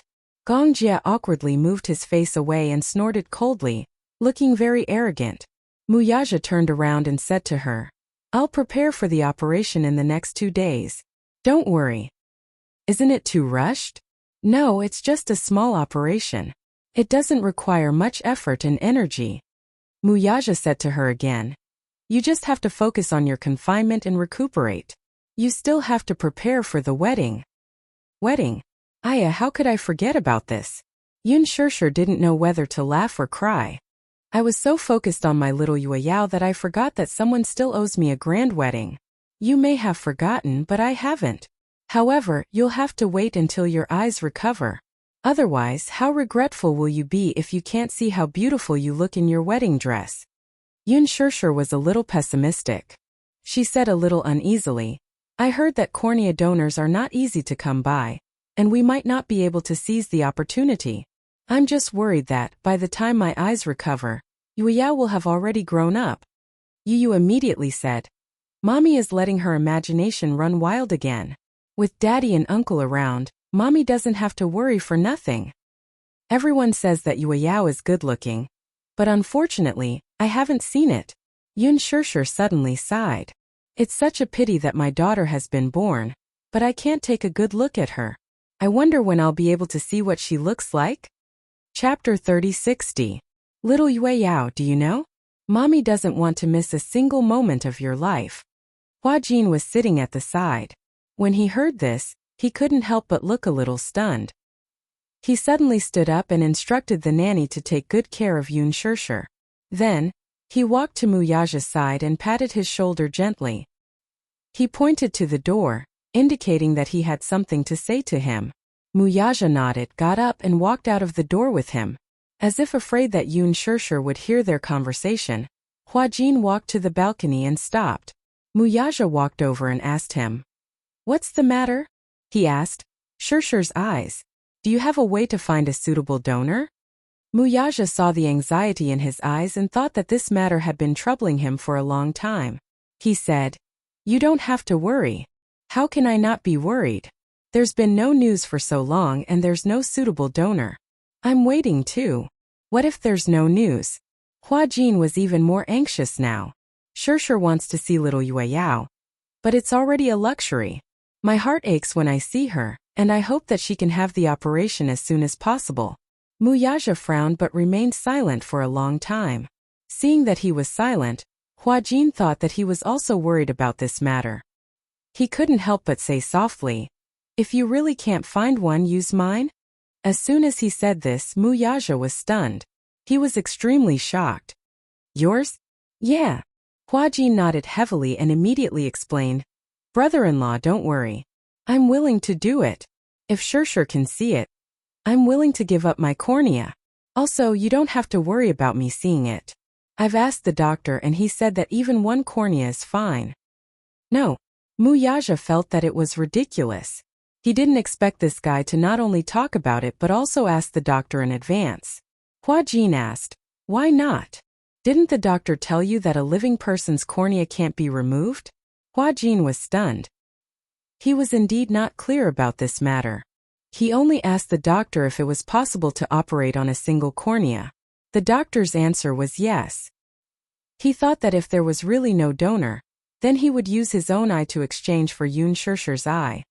Brother-in-law, it shouldn't be a problem if you rely on your connections, right? I can sign the agreement. If it's voluntary, there won't be any disputes. Are you crazy? Muyaja scolded. If she finds out that she used your cornea, what do you want her to think? Of course I can't tell her. Hua-jin said firmly. Brother-in-law, I once promised Shirshir that if one day she really can't see, I will be her eyes. Muyaja interrupted him. No means no. Brother-in-law. Hua-jin was a little angry. If I knew that you wouldn't agree, then I wouldn't have told you. I have a donor. Muyaja suddenly interrupted him. Hua-jin was shocked. What? I have a donor. Chapter 3061. Muyaja smirked and said coldly, I don't want to use that donor because I think that donor is dirty. So I'm waiting. I'm waiting for an excellent donor. If it doesn't work, I'll consider using that person's donor. That person? Hua-jin was even more confused. Who? Muyaja decided not to hide it from him. He said, come with me somewhere, okay? Okay. Muyaja brought him to Yulong Bay. Hua-jin followed him to the basement. He made a call and someone immediately opened the shutter door. Two men came out and greeted him with smiles on their faces. Chairman Mu, you're here? How is she? She's still the same, but she's willing to eat a little. She doesn't eat much and relies on the nutrient solution to sustain herself. Hua-jin was baffled. Muyaja turned to look at him and said, come in. The two of them walked in and saw that the warehouse had been converted into a dungeon.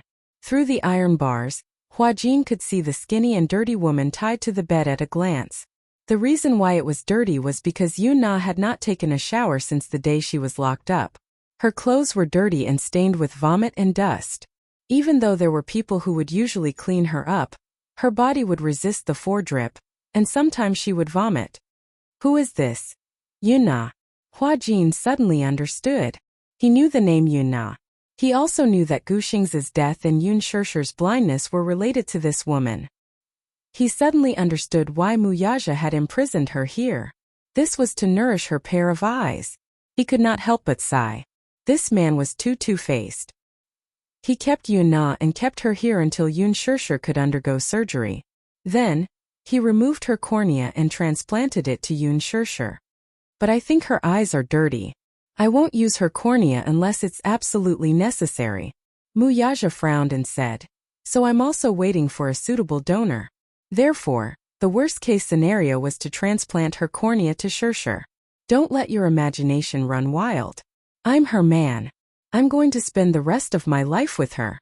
I will be responsible for her. Hua-jin felt relieved and nodded. When Yoon-na saw Muyaja, she became excited. She immediately sat up and shouted at him. Muyaja, how long are you going to imprison me? Tell me, what is your goal? Let's go, it's dirty here. Muyaja didn't want to stay any longer. Hua-jin nodded as well. The two of them turned around and decided to leave. Behind him, Yoon-na shouted herself hoarse. Muyaja, if you're still a man, then kill me if you have the guts. What is your motive for locking me up and trapping me here? Tell me. Muyaja acted as if he didn't hear her and left with Hua-jin. When Yoon-na saw Muyaja and Hua-jin's departing figures, she broke down even more and shouted at him. Muyaja, let me go. Let me go. I know I was wrong. I don't want to live like this anymore. Don't go. I beg you. Let me go. However, what answered her was the heavy sound of the shutter door closing. The world isolated her again. Yoon-na collapsed on the bed in despair. She wanted to cry, but she couldn't shed any tears. Chapter 3062. Her heart sank to the bottom of the valley once again. For the past few months, she had been trying to figure out Muyaja's intentions. She didn't know what this man's intentions were for locking her up here, feeding her, and keeping her alive. What exactly did he want from her after racking his brains? Yun-na sat on the bed and wailed at the top of her lungs. She wanted to grab her hair, which was as dry as straw, but the handcuffs were tightly locked around her wrists. Now, she couldn't do anything other than breathe when she opened her eyes and sleep when she closed them. The long period of captivity was about to torture her to the point of mental breakdown. The two men sent Muyaja away. When they returned, they heard Yun-na's tragic cries. They scolded her in disgust. "Shut up! What are you screaming for?" "Ah!" Yun-na screamed even louder. She said hysterically, "Why didn't you kill me? Why didn't you kill me?" F***ck. She's getting louder and louder. One of the burly men said, "Go and gag her." The other man nodded and immediately walked over with a dirty rag. When Yun-na saw it, she kept retreating. That rag was used to wipe the table and shoes, but these people wanted to gag her with it.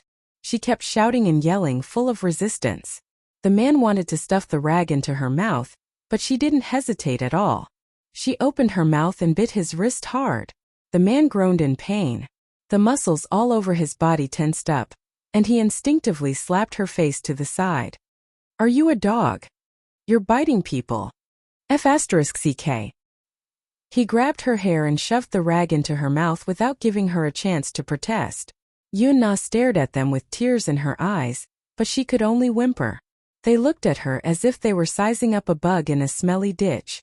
The man turned around and asked, "Why did Siyomu come here today?" The other man said, "Probably to see how she's doing. After all, she's been imprisoned for so long. I'm afraid she's useless."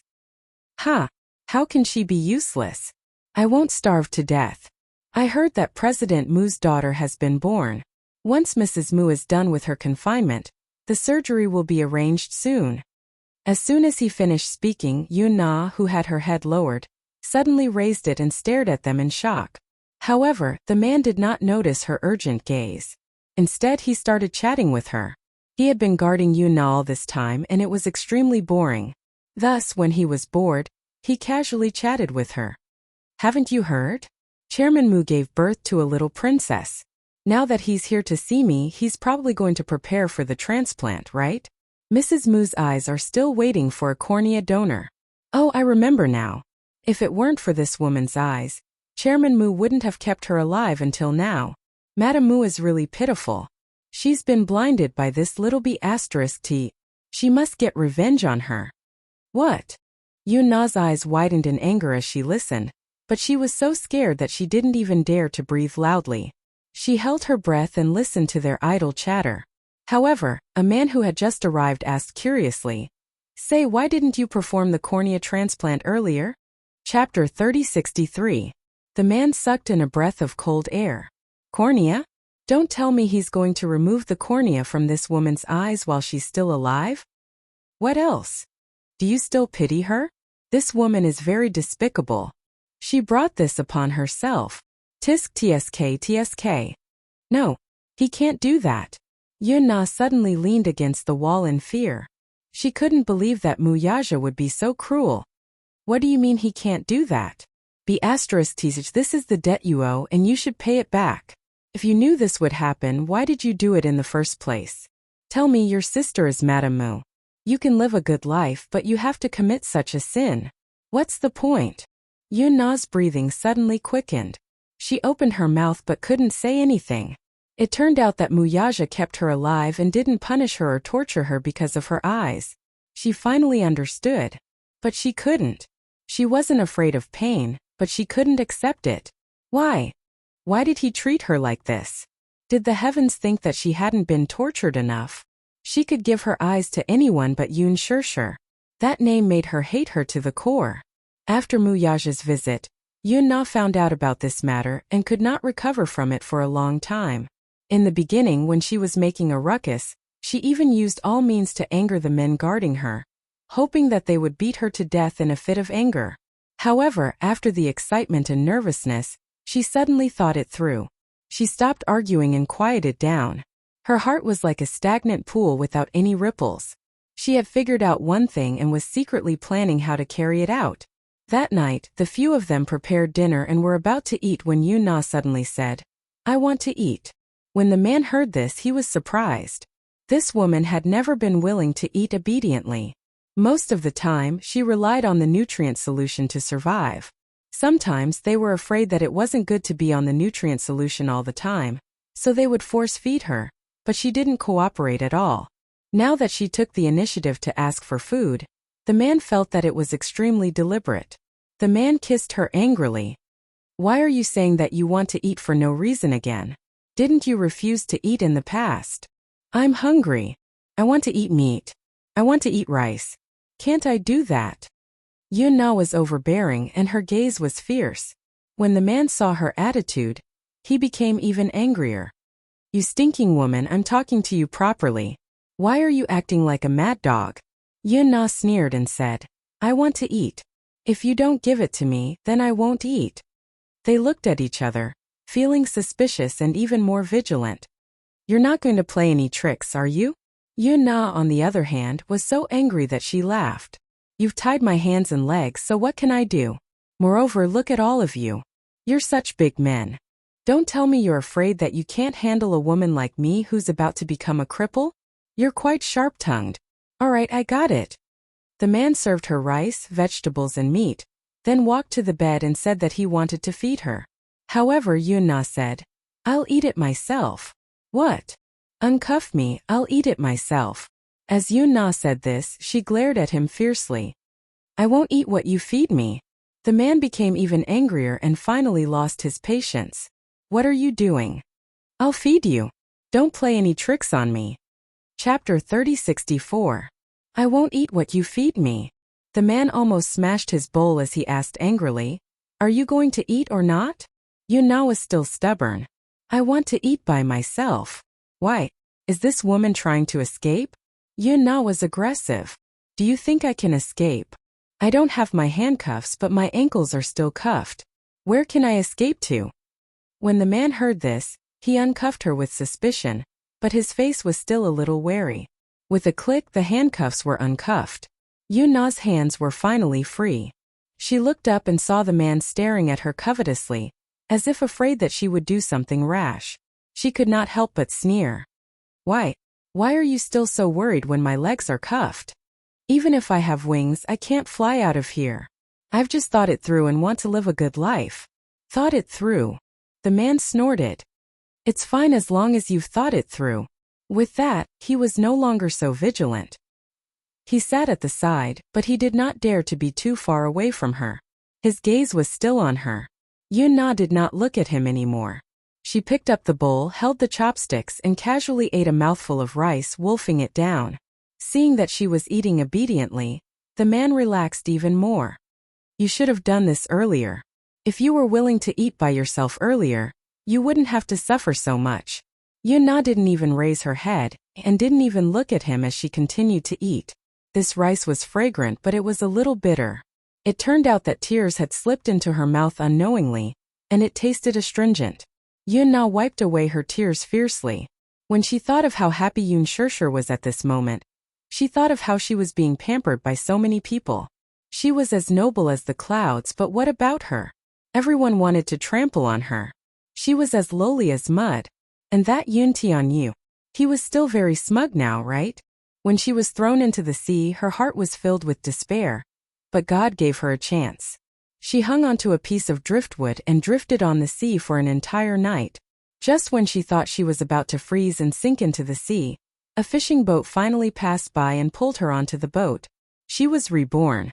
After that, she used guns and knives to think of ways to erase the traces of her existence. Because she felt that Yun Na was already dead. And she was a ghost that had climbed up from hell. A malicious spirit that was born for revenge. She wanted Yun Shirshir and Yun Tianyu to pay with their lives. So she spent a long time coming up with a series of plans for revenge. Especially a few months later, when Li Qin's body was salvaged from the shore and she saw the rotten corpse, she was even more convinced. Yuna suddenly wiped away the oil stains on her mouth. She raised her head and said coldly, "Is Muyaja going to use my eyes as a cornea donor for Yun Shirshir? Isn't that something you should ask?" Yuna became agitated. "He put in so much effort to raise me for this purpose?" The man snorted but did not answer. Chapter 3065. No one paid any attention to her, but she kept talking to herself, as if she wanted to vent the foul air in her chest. What about now? She wants to take my eyes away again? On what basis? On what basis? How much more does she want to take from me? Haha. Muyaja wants to transplant my eyes to her, but he thinks I'm dirty. He's using me but he hates me at the same time. That's the most hateful thing. When Yuna thought of this, she finally made up her mind. She lowered her head and laughed sinisterly. "However, I won't let him get away with it." "What do you mean?" Yuna lowered her head and suddenly gripped her chopsticks tightly with both hands. She gripped them so hard that it seemed like she was going to break the chopsticks. Her hands were trembling non-stop, and she suddenly laughed miserably. "Ha ha ha. Muyaja, I won't let you get away with it." The man was startled by her laughter. He turned his head abruptly and scolded her angrily. "What are you laughing at? Be quiet." His voice stopped abruptly. This was because he saw Yuna gripping the two chopsticks tightly. Her gaze was ferocious and mournful, and her entire body was trembling violently. When she raised her head again, her eyes were bloodshot and filled with monstrous hatred and anger. She raised her hand and stared at the chopsticks.